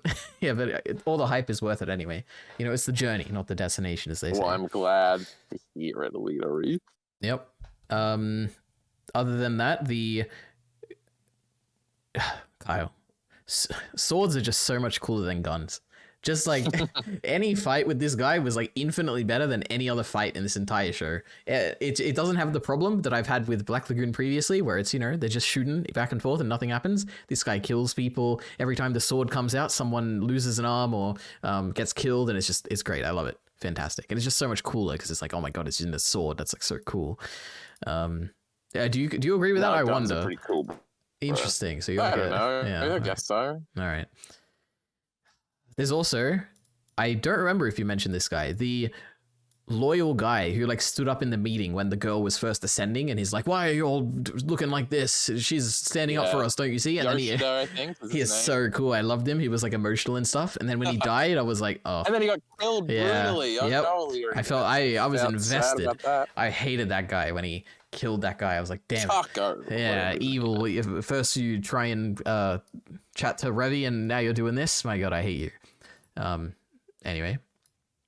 This is another thing. I don't have any examples for this, but I said this arc has some randomly good pieces of animation and very dynamic cuts where the whole camera is moving. It definitely did, yeah. Yeah. So I don't know why. I've never noticed this in Black Lagoon before, but they put effort in this one. But that's not true. They put effort in all of them, is what people would say. But yeah, well, you get my point. There was like one shot where Genji comes in to kill like all the Russian dudes that aren't Hotel Moscow, and like there's a reflection in the glass as he comes in. It looks really cool. Yep. Fantastic.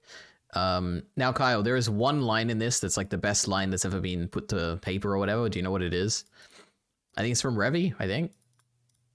No. All right. I make it a point to never fuck assholes or pussies. Oh my god. Fantastic. Look at that. It's so great. It works on so many levels, you know, because it's like double meaning, but like quadruple meaning because there's like two meanings there by the two words. Crazy. What are the meaning? because there's like the literal like arsehole, like someone who's like annoying or whatever. Pussy is someone's just a coward, and then also the double meaning of like arseholes are literally an arsehole and pussies are literally pussies. Or she doesn't peg boy. Lame. Yep, it's fantastic. She pegs, bro. You're ruining our fantasies. We just want to be pegged by Revy. Mm-hmm. Anyway. Oh, now okay, Kyle. So you can explain this to me. Rock has a conversation with this girl. Rock's, I don't know what they're talking about. They're yeah, all right. Save it for what, later? All right. For when I get to it, yeah. Yeah, okay. The genius idea of staging the robbery and putting the thing on the side of the vehicle so when they like run away, then Balalaika's people are targeted. Oh, it was so good. I didn't understand. I'm like, why are they robbing this place? And it was a genius idea because you get the police to chase down the bad guys that you want to target. Fantastic. There was also that one line where they talk about, I think it's Balalaika who's like, yeah, the police are competent because they're not corrupt or whatever. It's like, oh, that's cute. Yeah. That's cute. And then that's it. They nearly get her in the end of EliteAri. She was so close. They do, yeah. That fat dude was just like a second behind because he could have proved probable cause or something and could have got her. Very true. Anyway, that's it. I guess there's also the post-credit scene, but we talked about it a million times. It's so cute how she like doesn't say whether she doesn't want to talk about having sex with The Rock. She's not going to admit it. I thought EliteAri was going to hate that scene, but he's just unpredictable. I thought he was going to like this a lot more than he did, but Mm-hmm. I like this arc is good. I like this arc. This is a very good arc. He hates it. All right, now we're all the way back at the beginning of EliteAri. Wait, before that, wait. I should also say that throughout this entire show, I've never had the moment where, for a lot of anime that I watch, like all the really good ones I like Mob Psycho or whatever, you get to the end of the episode and you're like, oh my god, I can't wait to watch the next one. I like watch it right away. For this show, I've never had that. I've always had the thing of like, okay, now I need to watch another one, otherwise I'm not going to have time to record with Kyle in a few days or whatever. However, when I got to this arc, I was very invested. Like at the end of every episode, I was like, oh, I can't wait to see where the next one goes. So this arc was I was very invested in this. I think 3 of the episodes in a row. I think it was the second to last 3. So mine is the last one, the 3 before that. That was crazy. I did that too, and I never do that. It's just how good this arc is, Yes. So much so that I tabbed over and I started making like a list of my favorite arcs just to see where this would rank. But then I had 3 arcs. I had like Millennium Falcon, this, and oh my god, something else. And I was like, nothing else I read has like arcs. I was like, oh, well, that's it. Well, I mean, the Cell Saga, the Boo Saga, Well, I'm not going to actually put a DBZ thing on the list, Leary. I haven't seen that in 20 years. Yeah. What would the other series of... Oh, it was just Attack on Titan. It's really rumbling. The final arc, but I hate that one. So maybe one day we'll make a great video. And see, I got to watch Hana Hana so I can weigh in. Yeah. I mean, the best arc in all of fiction is the Chimeriant arc. It's not even close. Jockey Bacon told me it was shit. Anyway. Yeah. We see Rock's room and the Hawaiian shutters on the wall. We talked about that. Japan and its New Year. Crazy. Benny has pictures of Jane on his computer. Yeah. He says that Rock is quite the ladies' man and that Revy only went with him because she was worried about him. Worried about him leaving, ! She's got a new outfit. Anything to say about that, EliteAri? Revy's got a cool new outfit for this whole arc. Yeah, I liked it. There is also there was a little bit of my mind where I'm like, why is Rock being the translator here? Doesn't Balalaika have someone better? But then I was like, oh, but he's loyal and they know each other. And she's done it before. And, like with the Romanian thing or whatever. And he's a smart young man. I guess from Japan. One other thing to say about the translation and Revy and Rock and all that, I kind of liked how initially they weren't really involved in any of it. So it was kind of interesting to see them go do their job, the translation, and then go back. And we don't really get them involved in any of the actual main storyline. Yeah, I like them hanging out with the kids and at that festival. That was all really good stuff too. Revy's talking a lot more about snow and about New York. I've been hit on by a few guys already. And there's look at me like I'm retarded saying gaijin, this country really pisses me off. Classic line in all the compilations. She said retard. Now we're going I don't know. Wait, you gonna say it? Yeah. Go ahead. He said the F-bomb, EliteAri. Can you believe that? I couldn't. It was pretty crazy. I was like, wow, the times have changed. Did he say it too? I don't even know.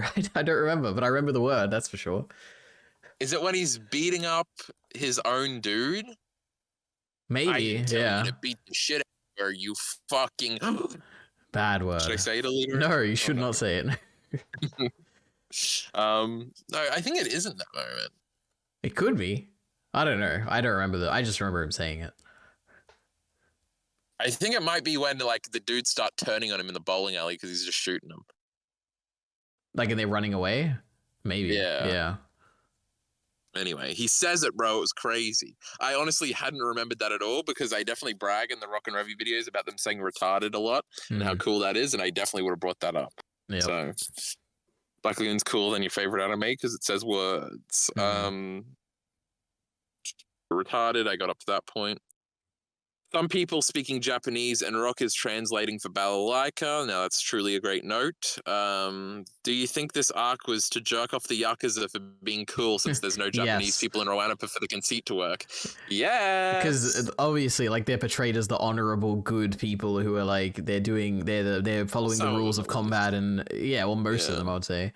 I guess when I'm watching this, I'm on the side of the samurai and Ginji, and I'm like, hell yeah, it's all about honor. And Balalaika, she's evil. She's like just blowing stuff up everywhere. I don't like her, so they convinced me that the Yakuza are better than the other gangs or whatever. Whatever. Balalaika's way cooler than this pussy. But it absolutely is. That's hilarious because we're Japanese. Rock, where the fuck are all the rides? Great line. So many great lines from Revy at the beginning when she's being funny. Revy gets sweet and wonders if Rock is thinking about whether or not it is all right for him to go and see his family. Rock has a monologue about knowing this place so well once and that it will forever be estranged from him. Isn't that so true, EliteAri? Just think about your primary school. That was crazy. You used to live every day at that location. Every day. Seems like you knew it like the back of your hand. Now you haven't been back there in 20 years. Maybe more, EliteAri, because you're an old bastard. I mean, I walk past it when I go to the dentist, so I see it every year, but from the outside, I guess. Yeah, I drive past mine sometimes, but it's like, I wonder what it looks like on the inside. It definitely wouldn't look the same. Your memory's probably wrong. Well, it's a place you once knew, but now you don't know it at all. And if you went back there, you would feel all these weird sorts of emotions. Yeah. And oh my God, it was portrayed here in Rock. Because I have a sister who's like 4 years younger than me and went to the same primary school. And by the time she was graduating and I went there, the school had already been like transformed. Like, there's so many new buildings. Exactly the same moment. Yeah. You're so right. Yep. My brother is 3 years younger than me, but 4 grades beneath me. Because retard alert. Unbelievable. No, he just was born later in the year. But he's also retarded. But that's besides the point. That was great. The Black Lagoon's the best. Really, Black Lagoon doesn't have moments like that, EliteAri. I'm always soying out about moments like that, even with your silly Mushoku Tensei show with Norn or whatever, and that little depressing thing, and something like Mad Men just has like 50 of those an episode, and you're like, this is the greatest thing ever written. A lot of my other favorite things like that, but Black Lagoon, just the best dialogue. That's all we like about it. But I had a moment like that just now. Crazy. Yep. Stranger to him, first time we see Revy flashback this season, EliteAri. Do you remember the feathers? No. This is a classic callback to last time when you didn't remember the feathers. I still don't remember. Had a flashback to her shooting her dad, EliteAri, and that's how she started down this life. Okay. At least that's how we think she started down this life. Maybe we'll get more context to that next arc. Crazy. Roberta's Blood Trail's the best. But yeah, we see it for the first time. We saw it like 7 times last season and you still don't remember it. And then we saw it once in a year and you still don't remember it. But that's okay, EliteAri. I'll remember it for next time. Feathers and pillows, and the feathers are in the opening. And oh my God. At least you remembered the feathers in the opening last time. I don't know if they're still in this version of the opening. Oh my God, EliteAri, next time there's going to be a remix of the OP. It's fucking sick. How exciting. I hope it's about Roberta. That'd be sick instead of Revy. She's in the OP. Oh, I'm so excited, Kyle. You're gonna hate the visuals even more for the next I can't one. wait. I was rewatching it, and it was bad. I like the visuals. If Roberta's in it, we're all good. She's gonna be marching towards the camera, looking ominously. Oh my God. I wonder if you'll hate Roberta next season. I love Roberta. Nothing could make me hate her. What if they like changed her a lot? There's no way. It doesn't matter. We'll see. We'll see. Actually, I guess they could change her a lot. I don't know. We'll see, Kyle. We'll see. Maybe she's a Rosarita next season. Actually, wait, let me... Yeah, keep... I'll write a note. We can talk about this at the end. I have something I want to ask. Go ahead. Okay. First time we see the flashback. Revy is relieved. Rock doesn't seem to... I think this is the first time it's confirmed that she killed her dad, and it wasn't just some random dude, but I guess... I don't even know if her leader already had that in his mind from last time, so... Nope. Revy killed her dad, bro. It's crazy. Yeah. Sad, she was just a little kid. He was being drunk and told her and punched her or something. Or is there more to it? We'll see. Revy is relieved that Rock doesn't seem to want to leave her, and then she misses her 5th shot at the carnival game. That's themes, EliteAri. Oh my god, EliteAri, she was like shooting really good, and then she had like a moment where she felt really bad for Rock, and she was like, "I love Rock," and then she missed her shot. Like her life of crime could be null and void if she was just with Rock, and I guess this is where we talk about it, EliteAri. So this whole arc is about Rock, and he tells Yukio at the end that Yukio should have just run away with Genji, and then they both would have been happy. But he doesn't realize that that's what he and Revy should do, EliteAri. That's crazy. Yeah, that is crazy. What would make Revy happy, but Revy doesn't realize it, nor would she probably ever do it. And Rock is sort of curious. And does Rock only want to go back because he wants to be with Revy? But last time you brought up a pretty good point, and that Rock doesn't seem to like Revy as much as Revy likes Rock. Or is that the case, you know? Maybe Rock's just a little stoic about it. Does Rock... Because Rock wants to save somebody, EliteAri. That seems to be the thing. He couldn't save the twin, and now he couldn't save Yukio. And that might be something he deals with next arc. Is the climax of Black Lagoon him saving Revy, EliteAri? Or does Revy not want to be saved? Because sometimes Revy will go on a monologue after they have some nice things where she says, "I don't want to be saved, you little fuck." So, you know, it's a little complicated dynamic. We like it. Who's trying to save who? Who wants to save who? Are they both actually just bad people deep down, and they're both going to make poor decisions and just get more into the world of Wrapup and hate each other and hate everything? And where are we going with this, EliteAri? Isn't that so interesting? What a character dynamic. You could write like 7 videos about this. It's really just one video. No, I'm just trying to think, because my whole hang-up, which I mentioned in the overall thoughts, I think, is that I never got the impression before this that Rock has any interest in leaving Wrapup or like the Black Lagoon company. I just feel like there's nothing hinting that he would have any interest in leaving. But he's always complaining about all the bad people and how he doesn't like it and how he doesn't like gunfights and stuff like that. Yeah, I always assumed those were like very superficial things, because if he really didn't like them, he could just leave, right? I don't know. Not even just leave. He could just he could do anything differently. He could like just choose not to do the missions that they're doing. I have no idea. There is certainly there is part of him, because he's not just the ultimate like moralistic protagonist, and it's like, because he does admit a lot that he like likes the excitement of it and stuff. And even in the scene with Balalaika, when he like can't get through to her, he's like, oh, actually this is just like hobby. Like, I just like seeing if I can do this. That's actually what I like about this. And it's sort of very ambiguous. Like, I think you're supposed to think he's kind of lying, but I think the reason why it's in there is to like sort of highlight maybe a truth underneath. And I think pretty obviously the show is like Rock slowly becoming more of a fucked up person, and where that's going to go.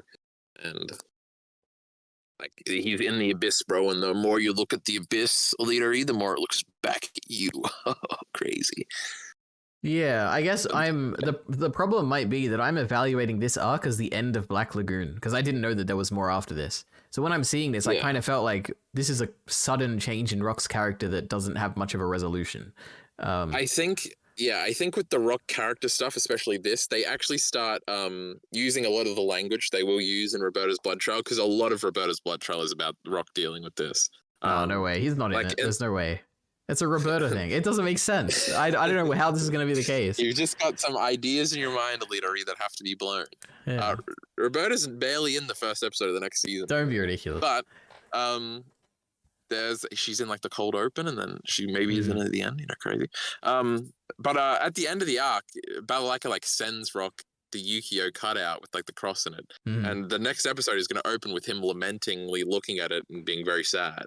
So it is like I want to save somebody. Can I save anybody? What's this? Like, this is definitely something to be continued, I guess. I think I find it interesting because they're both like self-sabotaging very obviously, and they like have poor communication. Wait, who's Rock and Revy? Yeah, Rock and Revy, and they sort of and I sort of tie that into Black Lagoon Girl and that Black Lagoon video, and it's going to be a great little. Oh my god, what a video! Except that video sucks, EliteAri. It's actually terrible. I like that. I think I like silly, hypocritical, messy, ambiguous relationships like this. Maybe. I don't know. I'm still because I can agree with what like the Revy side of everything. I like Revy's side. I think she's very interesting. I like her like internal monologues or conflict about like, oh my god, should like, oh my god, Rock should just stay here, but I don't really want him to stay here, I want to stay with him or whatever. I like all that stuff. Wants to be a damsel EliteAri. That's crazy. But then I think of again the other side where it's like it feels like Rock doesn't really like her back. It feels like he doesn't really have anything that is like any real turbulence here, except for I guess what's happening later in this arc. I don't know. I just don't buy it. Or if I do buy it, it doesn't resonate with me, I guess. And it all climaxes in that one scene with the girl in when they flash back to the submarine thing, and I'm like, why are they flashing back here? I don't understand. Yeah, we'll get earlier in this scene. Yeah. I think the Revy thing is very interesting because I think Rock is obviously supposed to be the relatable character, but I think his like altruism is sort of what makes him like unrelatable and annoying in the show. And obviously I think Revy is the much more relatable character, but in this like relationship dynamic, Revy is like obviously the chaser is always going to be more relatable to the audience because nobody views themselves as like the chased. So it's kind of interesting that Revy then becomes the one. So Rock's like general like not outwardly like caring demeanor, like it's unsure if he likes her back. I think that's kind of part of the appeal of like, well, you're going to be chasing somebody and you're always sort of a little unsure if they like you back, and like what if Revy comes out and says, Rock, I love you, let's run away, like maybe Rock would say no and say like, no, I want to go back, what are you talking about? And Revy would be devastated because she's very proud and stoic and shit like that, and that would be crushing EliteAri. Just like if you ask out Black Lagoon girl and she says no, what the fuck? Yep. But yeah, it's like the Rock and Revy stuff, bro. They're pretty cool. But there is more going on with Rock. We'll talk about it when we get to the goddamn Yukio scene. Anyway, it's so cute, EliteAri. She misses the 5th shot. She's like the best shot in the world in the East. And then she's like, this fucking thing is rigged. And then she starts yelling at the carnival guy in English, EliteAri, and he speaks Japanese because this is the sub. And then he calls her a Yankee bitch. She's part American, remember? Yep. Revy and Genji setup fight for the final fight of the arc. Revy has a Full Metal Alchemist like grin on her face as she stares him down and this is not the first time they've used that grin. Do you know what I'm talking about, EliteAri? Nope. There's like, I've never seen the Full Metal Alchemist anime, but I swear there's one character that grins really weird, and especially when they're posing down with somebody, and Revy has that same grin on her face. Full Metal Alchemist is made by it's made by Bones, huh? That's a different studio. But anyway, it looks very similar, and that's always what I think of. Yukio introduction and the parallels are drawn. Revy and Genji sit together while Rock and Yukio sit together. They're on like separate benches, and two of them are like trying to fight each other, and Rock and Yukio are like flirting and stuff. Is Revy jealous? Question mark, question mark. She actually doesn't seem to be that jealous.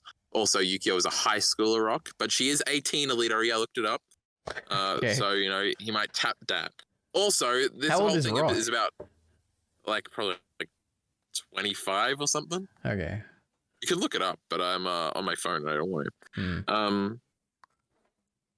This is also supposed to be like a Rock thing, like, oh my god, if he was still in Japan and he met Yukio like this, maybe they could be like a couple or something. I think that's definitely part of what's going on. I put that in my Black Lagoon videos of like the life he could have led if he didn't go with Revy initially. He could have found a nice Japanese wife and settled down that's younger than him, EliteAri, because that's how we do it. Right. Crazy stuff like that. Revy is jealous. We get a reflective Rock monologue with this scene where he goes, and that's how I met her. Oh yeah, we talked about this. This was sick. Sick. And that day, I still didn't know just how powerful the pull of the underworld could be. Is he thinking about Yukio, or is he thinking about himself in some future time period, EliteAri? Who knows? Because it's like, oh my god, and I lost Yukio to the underworld. Or was it like, is it him? And he's like, oh my god, I'm going to follow this girl's footsteps. Who knows? Then Balalaika beats the fuck out of some Russian dude, and she's mad at him for being KGB, EliteAri, which means he's like a little policeman and not actually a soldier. And I think they end up taking over, and that's why the Soviet Union is bad or something. And Vladimir Putin used to be in the KGB. Well, what's it called, KGB. wouldn't KGB be the equivalent of the CIA, or is it the FBI? I would assume. I have no idea, EliteAri, All right. but there's something like that. And I like it, don't like them. Mm. Wouldn't like Edda if you found out, you know. Ravi telling Rock to shoo to his parents' house. Oh, this is when she's self-cucking, and she's resigned to him leaving her, and she's just in that attitude. You know, we've all been there, EliteAri. And she's like has a monologue, internal monologue to herself, saying she's gonna leave after she finishes this streak, and she's not gonna wait for no man. Then she starts playing with some kids, and her prince comes running back to her, EliteAri. Ravi does a pretend to die thing, which is very ominous. And EliteAri thought she was gonna die in real life, so that's crazy. Death flag. And then Rock says nobody was home, but he's lying. He actually didn't want to go back. And Ravi has an internal monologue pitying him, but she's also still self-cucking. It's like, why won't he just go back? This is where he belongs. What an idiot this Ravi is, huh? Maybe she just wants what's best for him. She's great. Nah, she's being stupid. Stop self-cucking. Episode 20, The Succession. Yep. Another strip club scene. EliteAri thought it was the first one. He's an embarrassment. No nudity this time. There, maybe? Yeah, she just whips her and she goes like that, EliteAri. I hope that gets caught in the camera and the microphone. Did you hear that? No, I didn't. What? I did a classic moan. It was so high pitched it didn't get picked up. Yep. No! That was really funny. That's a shame. It just went quiet for a second. I hope the recording picked it up. No. It didn't. So don't say no like that, EliteAri. That hurts my feelings. But yeah, she gets whipped and then she moans, EliteAri. That was sexy. Then I have translation scenes and inconsistency. This guy speaks English to Genji in another scene. He speaks English in this scene to Chaco. That's crazy. Chaco's introduction. He's just no good, I said. EliteAri, when I was 12 and they started beating up Yukio and stripping her, I was like, oh my god, this is crazy, bro. This is disgusting. I've never seen something like this before. Yep. Anyway. Then we have Yukio and Rock meeting again and having their little scene that's not from Death Note. And I wrote down here, book referencing porn again. Black Lagoon really wants you to know that they've read books, like whichever ones they reference here. And Santro saying something, the Frenchie, and about him throwing the dice and stuff. You know, it's existentialism, EliteAri, means you make your choices in life. This is going to be themes and stuff. Your breath smells like you've been sucking cock was classic. She sure got Chaco with that one. And then I wrote it down, EliteAri. I typed it out. Do I get cancelled for that? Who do you think you are, you little... Oh, he was talking to Rock. He called Rock that word, EliteAri. Now, that's just not allowed. Yep. Now, EliteAri, red pillars say if you get beat up in front of your girl, she'll never love you. So Ravi isn't in love with Rock. Yeah, it's a shame. But also, does this guy have any idea what Ravi is saying? Because Ravi's speaking in English or whatever? No, otherwise she'd be really mad. Yeah.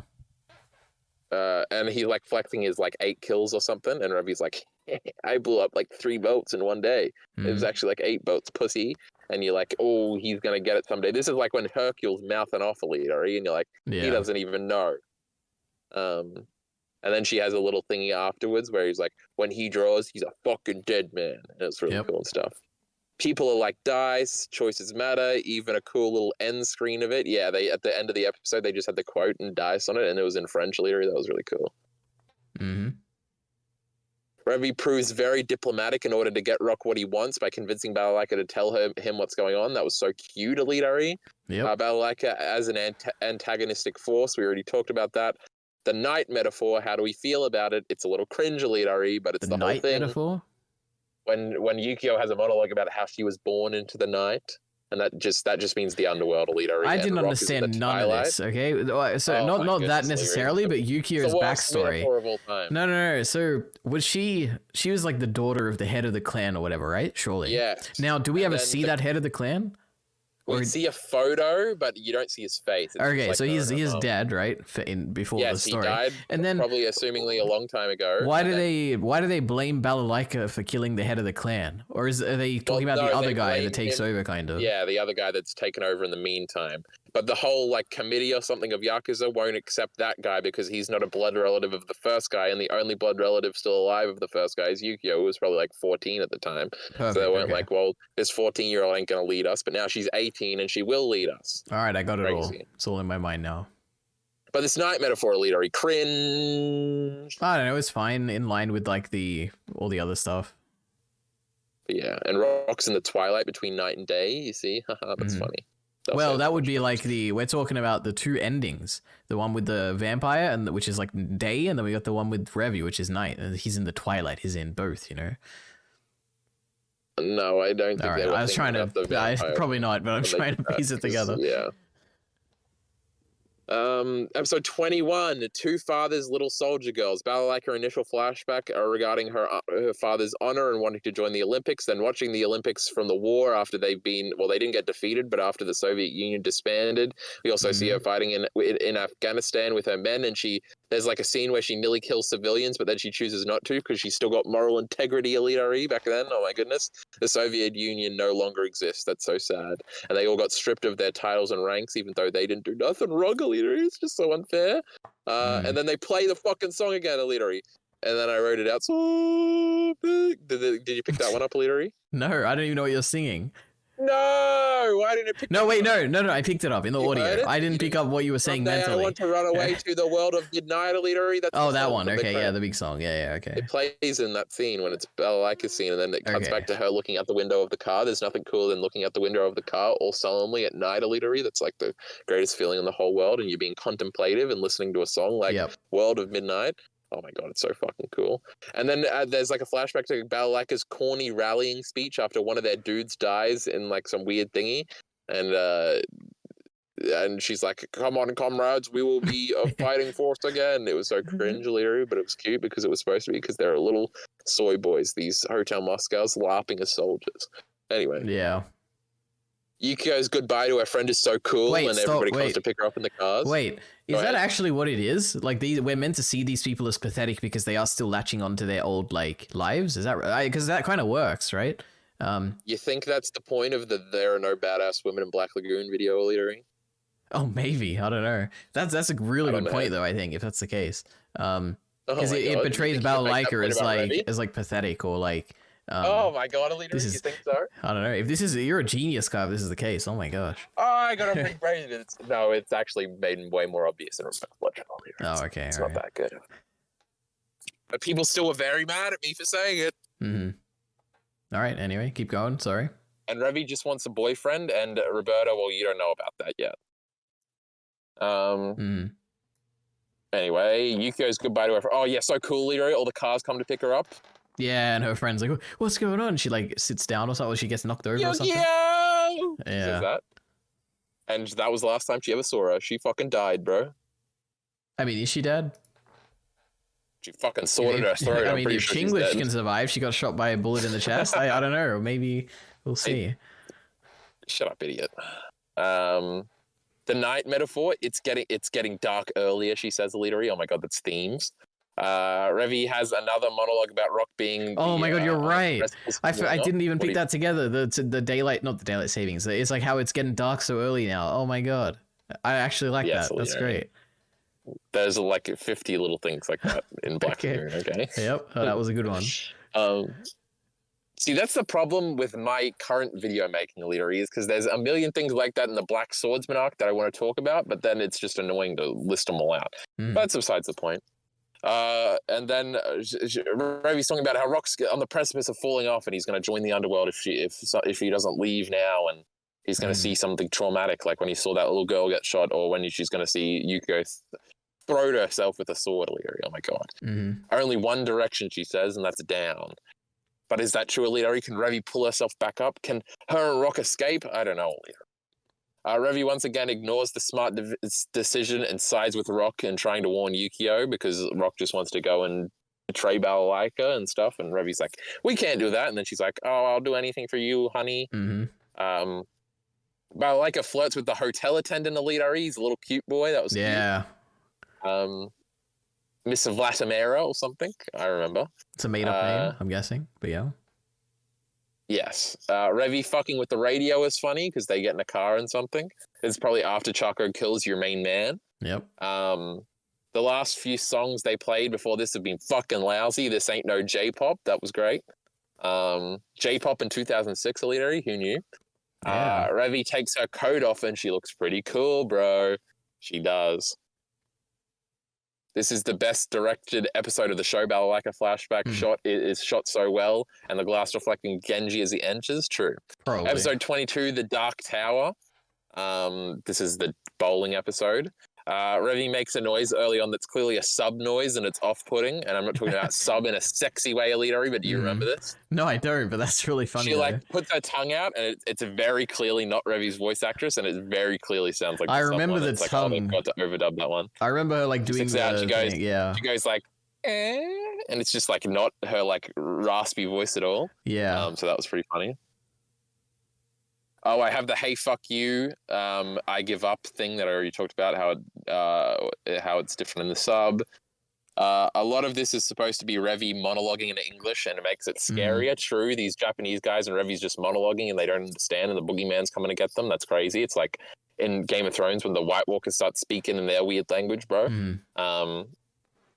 He really wants to fuck Revy! Exclamation mark. But then she slips on. Oh, the guy. Chaco. But then she steps on his balls. That's crazy. Yep. Genji then cuts a bullet in half, and Revy gets very that's excited. So cool. Oh my god. Oh my god, soy. It's pretty cool. No, but it's so cool because of just how soy it is, right? Like, obviously, going into the scene, obviously, I'm like, oh my god, is he gonna split the bullet? And I'm like, there's no way they're gonna do it. That's too like obvious and generic. And then they did it, and I was like, it's so cool. I can't believe they committed to it. So yeah. Yeah, Black Mirror is pretty cool, bro. And then, Alira, we got your scene that you wanted to talk about. Yukio dresses down Rock and says that she doesn't need saving. I very much remember taking Yukio's side in my video series. Alira, my whole Rock and Revy video was about yelling at Rock for being a hypocrite about this. And I'm pretty sure Rock is, like, kind of in the right. So maybe I was wrong about that. Because I'm like, this piece of shit Rock wants to monologue and save, but she didn't have a choice, unlike him. And Rock just wants to save people because he's an arrogant little hypocrite, and it's just his hobby and stuff.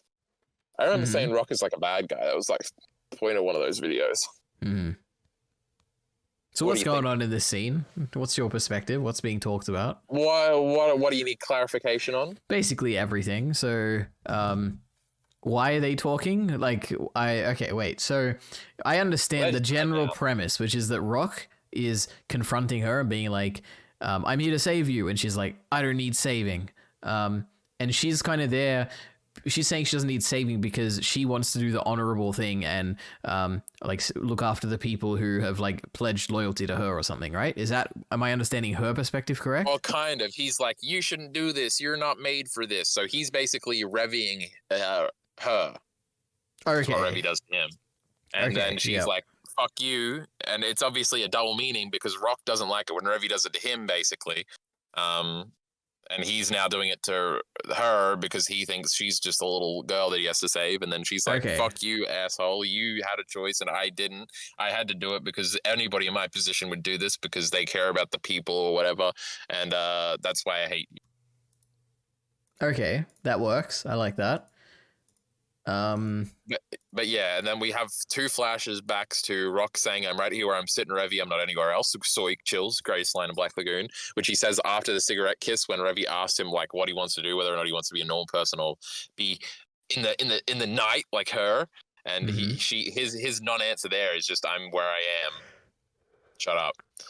Which is cool. I like poignant, like non-answers like that. They're so cool and ambiguous. It's like, which way will he go?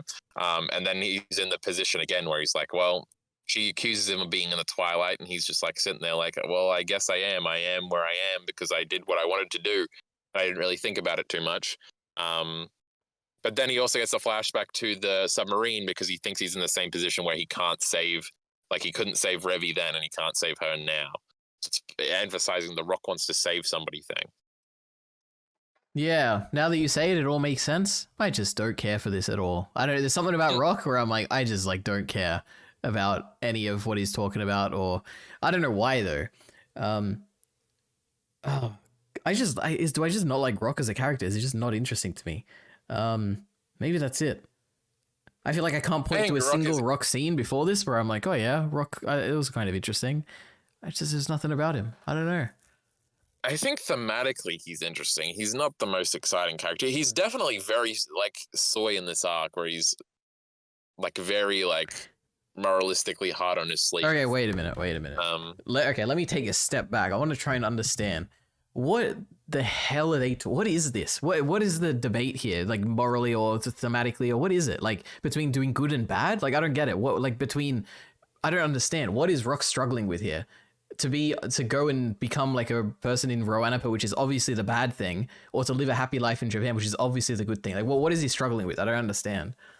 Well, I think his outlook is like he's going to be a good person in Wrapup. Why? Like, so he can save these people? Is that why?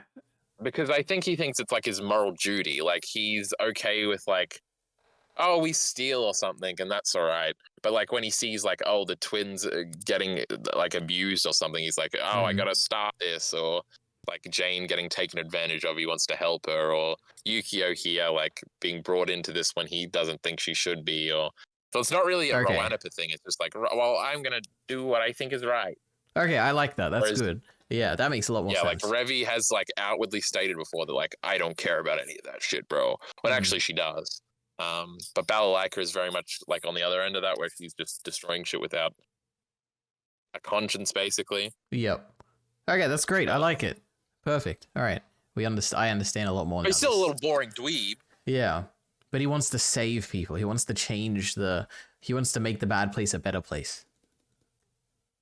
Yeah. Remember when he was like, Revi's like, there is no fucking Robin Hood, and he's like, well, then you gotta become Robin Hood. So wait. Okay. You don't remember that? That's no, I don't. I just don't remember any details. Climax of that fight. Yep. But okay. What was I up to reading this stupid shit? Flashes to the submarine, and Rock thinks the situation is the same. She says Rock is only doing what he's doing because he's lost. If Rock wants to save her or help her win, he should like take out Hotel Moscow, but that won't happen. And that's why I hate you so much. Oh my god, Soy, it's so cool. He's not the prince saving the princess here. That's Genji. Crazy, bro. And he totally thought he was. And he gets put in his place. Episode ends. Wait. So this is another thing. So you're okay. This all comes down to probably me just like having an obvious side in this argument, but obviously Rock should be saving her here, right? Obviously. What's like the argument on the other side? Because she's obviously she's saving her as in physically, or saving her as in like getting her out of the mafia. Getting her out of the mafia situation, like forcing her if he has to. Like she's just gonna die. She's gonna get people killed. Like what? All she's doing is for honor, right? I don't understand. Like it depends how consequentialist you want to be, I guess. Okay. Like, should she be allowed to make her own decisions, or should he like interfere and like make her make the correct decisions? Because that's kind of what Revi's trying to do to him, and he doesn't like that, and he wants to try and hang out in Wrapup. So it sort of makes him a hypocrite, but I don't know, maybe he's doing the right thing. But it definitely, like, Yukio ends up fucking killing herself in the end. It's not like she's supposed to be the righteous one here or something. Okay, interesting. Cool. You know, fucking whatever, I'm just intelligent. The episode ends with a callback to episode 1, where it was once gray and Rock was standing alone at the crossing, but now it's in color and he's standing with Revi. Is this where he makes his choice? Should he just stay here? It might be feasible if he marries her. True, because then she'd get like citizenship or something. Because Revi's not allowed to go places and stuff because she's like a criminal. Anyway, you don't remember the crosswalk shot at all. That's okay, EliteAri. But in the very beginning of episode 1, like one of the first shots we get of Rock is it's all gray and stuff, and he's monologuing about how boring his life is. And it's like him standing at the crosswalk, and like everything's grayed out around him, and it's all like muted colors, and he's just standing there. But now it's like the same crosswalk back in Japan, but Revi's by his side, and it's all in color, and it's like, oh my goodness, Revi lit up his world. He's in love, EliteAri. Anyway. Yeah, it seems like it. Episode 23, the best episode in the whole series, Snow White's Payback. Oh, we're nearly done, EliteAri. Rock is pouty with Revy while he's depressed. True, he's depressed after this. And he tells, like, he asks Revy, why don't you kill yourself at some point? Because she's talking about how, like, we're just all bad guys and we just love it. Because Revy does monologues like that sometimes. That's what I always say to you, Ari. True. That I'm the bad guy? Wait, what? No, that you should kill yourself. Oh, yeah, you do. Yeah, all the time. Hilarious. Yeah. Because we're the Walking Revy Dead says, or something, right? Yes. The Walking Dead is another thing they're going to say all of next season. So this is where they're introducing the language. It's also pretty corny. I think Revy said that before too. We're all the Walking. Shut up. It's also showing her defeatist attitude, EliteAri. But secretly, she has hope in her heart that Rock will save her. Aww. Anyway. Oh my god, Rock wasn't the prince to save Yukio, but he's the prince to save Revy, EliteAri. That's why it was like the prince thing that was going on. This is crazy. Anyway. Also, Revy says we've been working together too long as to why she can tell he's not in a good mood. Doesn't seem like they're kissing and stuff, so that's against the shippers just now. How does EliteAri feel about the will they won't they? Oh my god, I asked that 2 hours ago.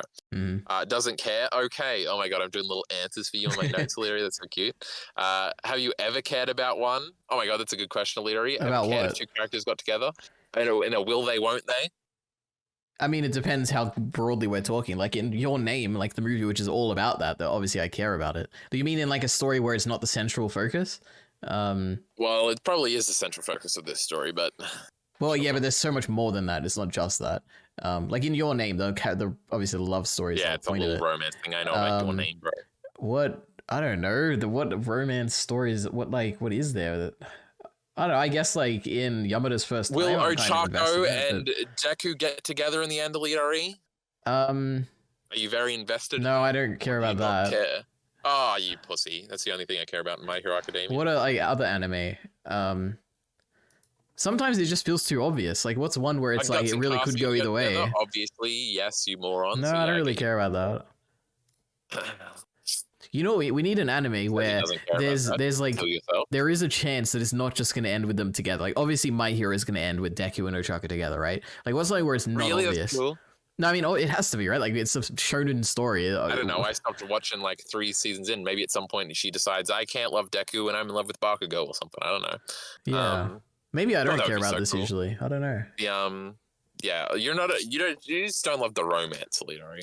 Yeah. Imagine if Rock and Revy kissed. Oh my god, that would be the craziest scene ever. How would they both react? That's nuts. Yep. Anyway, let's catch up on this manga and find out. Where was I up to? Have you ever cared about one? Who cares? Revy talks about The Walking Dead for the first time, apparently. Hey, Rock, what's your problem? You're being a real bitch today, if you haven't noticed. Great line. Rock apologizes and Revy blushes and says it's no big deal. She's so nice to him this arc and he's not really returning the favor. True. Yukio enjoys robbing the store and decides that she and Genji should go to Roanopa. She has a monologue about escapism and how Roanopa embodies that. True, EliteAri. Rock was depressed with his life and he's trying to escape in Roanopa. That's not very good. Yeah, I guess. Yeah, true. Oh my god, this whole arc is just so thematically on point and everything's about the central theme. Then we cut and fucking Roberta's Balalaika's escapism is this war nonsense because she can't face that she never was an Olympian and she's very, very sad about that and getting glory for a country that doesn't exist anymore. Oh my god. Then we cut to Benny and Dutch at Roanopa, and in Balalaika's absence, it's not going too well. This was a cute scene. Dutch says that it's a good thing Rock never had a gun because if he shoots the way he talks, and the bullets would ricochet back on them. And then we got the scene where that happens, EliteAri. This is crazy. I'm still like hung up. You just mentioned the fact that like Olympians are representing their country and like she's represented the country now. Whatever. Oh my god, it's all like in my mind. I'm like, wow, it's like a genius point. How did I not think about that? Anyway. Yeah, my brain's just ever expanding. Actually, I'm just remembering the things I thought about 4 years ago. So anyway, the scene, EliteAri, the best Black Lagoon scene. I have a question mark there, but it's really an exclamation mark because it's true. Revy immediately. Oh well, I don't really recap the scene. I have the monologue written out at some point, but this is the car scene. Revy immediately freaks out when Rock starts mouthing off. It adds a real tension. Enough, Rock. I've had it. Then everybody draws EliteAri. That's Balalaika, and she slams him on the thingy, and it's sexy.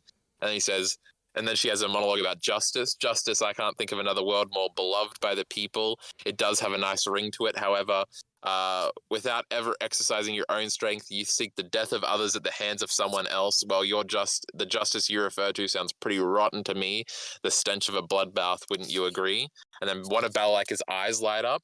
But that's a pretty good point, EliteAri. He doesn't actually want justice. He just wants to save this one girl because he thinks it's his personal project, EliteAri. So he's not even altruistic. He's just, in this one situation, he's hyper-focused on. Yes. This Rock. What a terrible person. Wait, so also, I guess I didn't mention this, but I was very confused in this scene as well, if you can believe it. Oh my god. So crazy. why did she bring up justice? Did Rock bring it up? I don't remember. Yeah, Rock says you must have some sort of sense of justice. Okay, that's a dumb thing for him to bring up then, I guess. Why would he bring up justice at that point? Because he's trying to say, like, there must be something in there, and we were teasing it when she used to be a not so bad person, but now it's sort of her doing what Revy does, where she's sort of like reveling in the fact that they're all like bad people, and it's like, yeah, because justice never existed. That's why I'm this way, and that's why I act the way I do. But sort of like okay, maybe I'm misunderstanding completely, but what Balalaika is doing here in this situation has absolutely nothing to do with revenge or justice or anything like that, right? No, it's just power grab. And what Rock wants has nothing to do with justice either, just compassion, right? He just wants her to, I think, like, Balalaika Rock to be compassionate. thinks at some point that like it's sort of a narcissistic sense of justice where he's only thinking about the one thing he's thinking about. Yeah, so you're saying Balalaika's pointing this out, is what you're saying. Yeah, Balalaika's kind of like, but then Rock kind of has a comeback eventually. But well, you got the whole monologue written out earlier. All right, excellent. That's for the best.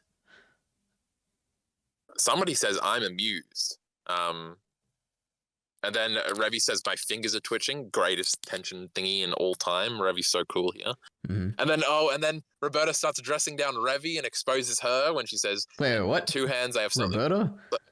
No, did I say Roberta? Yeah. Wait, Balalaika. Which one did I fuck up? It's Balalaika to Revy, EliteAri. Okay, Use the context clues to figure it out. My goodness. And two hands. I have something to say to you. I don't know what's going on in that head of yours, but it will only bring you disappointment if you hope to have a life like his. She knows she's in love with him, EliteAri. She just called him out, and then Revy freaks out. She says, "Shut up! I know what you're saying. Okay, so please just shut up now. I'm warning you. I've about reached my limit." She's gonna kill Balalaika because he pissed her off, EliteAri. Revy's crazy. Yep. And then Rock keeps going, and then Revy screams, "Fucking idiot!" It's just so good. I love this scene so much. The tension ramping up, and it's not the tension. Fuck the tension. Obviously, nobody's getting shot in this goddamn scene, but it's like. I thought there was a chance. I thought Balalaika was going to get shot. Yeah, I thought Revy was going to shoot her there. That would be fucking crazy. Yep. Yeah, the tension, the characters. When the characters are in tense situations and they're forced to react, and they react the right way, EliteAri. It's just so good. I love it so much. There's other scenes like this. I don't know, Hill of Swords or some shit where Guts is freaking out, but he's freaking out the right way, and it's just like. There's no corners cut where the tension is artificially done something or something. I'm sure there's a million other probably examples. In Black Sails or something. Like with maybe Flint and Silver at the end when they're fighting over the. Oh my goodness! What is it? Right there's something on that final Treasure Island place. I know there's a scene there where they're like, it's like there's very short time. They got to like argue quickly. I don't know. Yeah. It's just great and all the good things. This is probably the best scene of fucking Black Lagoon. Fuck this shit. Fuck your shitty submarine scenes. Damn. We love the submarine scene here. Anyway, she's freaking out because it's so cool because Revy's doing two things. She's like being defensive, but she's also defending Rock, and she's like also mad at Rock for trying to get himself killed. And it's like, oh my god, so much happening. What a diverse and interesting dynamic character. Yep. And then we're back to Roberta now in this monologue, EliteAri. She says there's two things to remember when you're begging for your life. One is to try and entertain the person holding the gun to your head, and the other is to give that person a convincing reason why they shouldn't kill you, but you haven't managed to do either of those things, so let's hear it, she yells. Oh my god, that's ingrained in my brain too. Rock has a monologue about how some like to die in the gutter, which is supposed to be Revy, and others like to go to war, which is supposed to be Roberta, as in like these are their hobbies. Revy likes to get into cool fights with Genji, and Balalaika likes to go to war, but he likes to save people. It's a hobby. And then he says, I'm really no different to you, and Balalaika finds this amusing. It's like political hobbyism, EliteAri, but it's saving people and being a good person hobbyism. That's fucked up. This Rockfella's a little fucked up. Yep. Then I have it written out here. It's an interesting conclusion for Rock to come to, political hobbyism. Revi then freaks out on him. Oh, this is after everything's diffused. Oh, it's so good. Rock fucking shit for brains. The only reason we're not dead right now is because for some fucking reason that fucking war maniac bitch put her gun away. Or maybe it was God's grace or your great sense of humor. Yeah, I agreed to be your gun while we were here, but this is fucked. I could protect you through the fucking Alamo, but it's just fucking impossible to protect a guy who's trying so damn hard to get fucking killed all the time.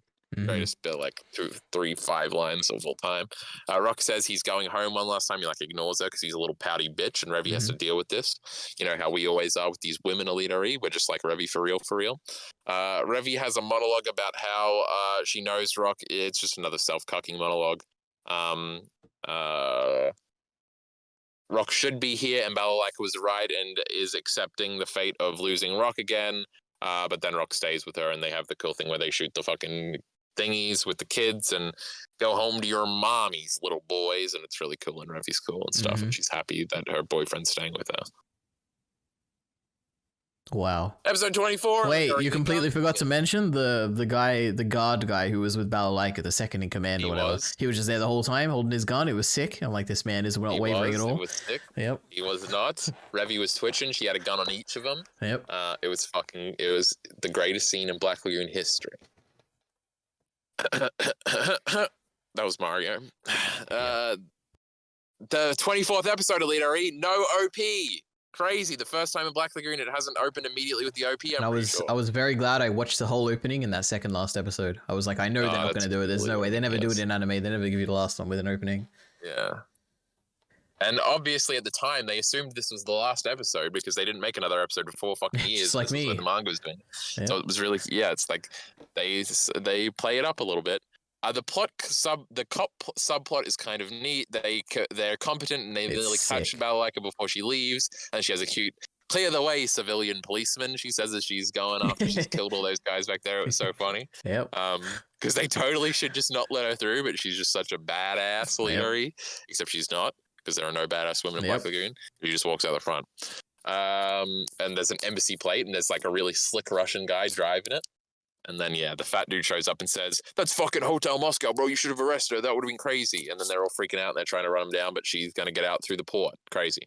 And then I pointed out the parallel arm seduction between the Chaka and Revi scene and the Balalaika Rock scene. That was sick. Unbelievable. Now he's gotten kidnapped by a fucking high schooler, Revi yells, as they coincidentally get kidnapped Rock by Yuko. You know what I thought, Kyle? I thought Revi died in that scene when she got hit by the truck. I was certain. I was like, this is what a tragic end to a character. I unironically thought that, but then, she got off afterwards. I was like, damn, I'm an idiot. But yeah. And then there's a really funny scene where the truck driver refuses to get carjacked. Yeah. She says, "Hey asshole, I'm carjacking you." And she's shooting her fucking gun. That was great. And then Yukio says, "I was born in the night here," so I'm making fun of that. Yukio's decision are interesting. Obligation of family, we already talked about that. She's already the Walking Dead, Revi says. She just wanted to be with Genji. Ends up being the conclusion of EliteAri that she actually was just doing this selfishly, just like Rock does things selfishly. And she just really loved Genji and knew Genji would die fighting this war, and she wanted to die with him. And maybe they could make it out. And oh my god, that's so sweet, EliteAri. It's just like Rock and Revi. Rock says she should have asked Genji to run away with her. Is Rock sticking around just to be with Revi? ? Saving. Should he run away with her ? Revi scream after she gets skewered and he rips it out, EliteAri. That was sick. Was that the actual dub scream or was that a sub scream? I think that was a dub scream. It sounded like her, though I didn't check. Because to me it did sound a bit like it was very out of character, which was interesing to see. But I wouldn't be surprised. It kind of was the point that it was it is. She's acting in pain. It's like crazy to see Revi like that. Yeah. Rock watches the suicide, even though Revi begs him not to, which is I feel like one of the more famous scenes of Black Lagoon. It was very good, and I put down here yummy sounds as she's putting that was great. With her. Yeah, and the yelling, it was great, good stuff. I was like, man, she's like really messing herself up here. Yeah, I really like Revi like begging him not to look. It's pretty cool, bro. Yeah, she doesn't want him to be poisoned, EliteAri. She wants the Prince Charming to stay to Prince. Yep, but he doesn't care. True, maybe. Ends on Rock asking Dutch about the dice metaphor, and Dutch says, "Shut up, homo, that ain't nothing." Kinda, basically. And then we get an outro song that isn't the ED leader, and it kind of sucks, and there's just a bunch of guns. Yep. And then we've already talked watched the whole thing. Post-credit scenes in the Edda one, and doesn't want to say, etc. Oh my god, EliteAri, that's it. Well, Kyle, you've convinced me that there's a lot of depth in this, which I guess I originally knew. But which I did last time, you know. Now you've surprised me with your insightful analysis. Yeah, I was just remembering the thesis of my famous videos, you know. Maybe they're not so bad. They're just really bad narration and stuff. Yeah, bad microphone, I'm sure. Absolutely. You can't watch them until Roberta's blood trail, though, EliteAri. Oh, I won't. Don't worry. Are you going to do a stream, or are you going to watch them all and then make a secondary ENT video talking about them? I think I would prefer the second one. What do you mean the second one? What are you talking about? Well, Lee, are you going to watch all these Black Lagoon videos and you're just going to have so much to say? And obviously, I'm going to want to hear what you have to say because that'll be sick. Wait, are we going to talk about it? Are we doing another video? Well, yeah, but after that, you can't watch the videos until after that. Oh, I thought you were talking. You mean the actual videos you made? I thought you meant like after the Roberta's blood trail. I was like, Jesus. Not the goddamn episodes. Okay, yeah. Well, we'll see. Yeah, maybe I'll. Who knows? We'll see. You got to think about it, EliteAri. Yeah. I don't want to watch you reacting to him. I don't want to listen to, but I'll never listen to him in any other context ever again, EliteAri. So maybe you should do it, and I can get through it, and we can get through it together. Oh my god, this is. You should tell the people listening right now. Tell them what you're talking about, because I'm sure there's one person of the many hundreds who are watching this. They're like, he makes videos, or what is he talking about? I scrolled through the whole channel. It's just discussions on like random. True, there's a main channel you can watch. It's linked in the description below, and then you can sort by most popular, and the second most popular with about 400,000 views is a Rock and Revy video. I'm famous. Yep. And EliteAri is going to watch it. Now, that one I'm not so... Well, it's probably really corny too. But that one is okay. You can watch that one. But it's those first ones. The oldest existing Kyle Entertainment videos. The Rock and Revy Part 1. No, that's crazy. Yep. All right, so the ultimate question. This is like completely unrelated, but I just randomly thought of it midway through, and I'm sure it's been discussed to death. But Roberta, Revy, Balalaika, who would win if they like all fought? I don't know if Balalaika is very good at shooting and stuff, but obviously Revy just strangle that one guy. Favorite.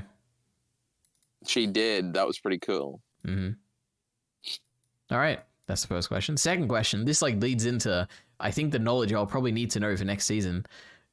How did Roberta's story end last season? I know it ended with that climactic fight, but like, where did she go afterwards? Did they just go back to their home? She went back with Garcia because Garcia was like scared of her because she was killing people, but then they reunited at the end, and he said, "I don't care, I still love you, Roberta. Let's go home. I'll be the man of the house." Okay, that's what I was interested in. Okay, well, something's gonna happen to bring her back, EliteAri. What's gonna happen?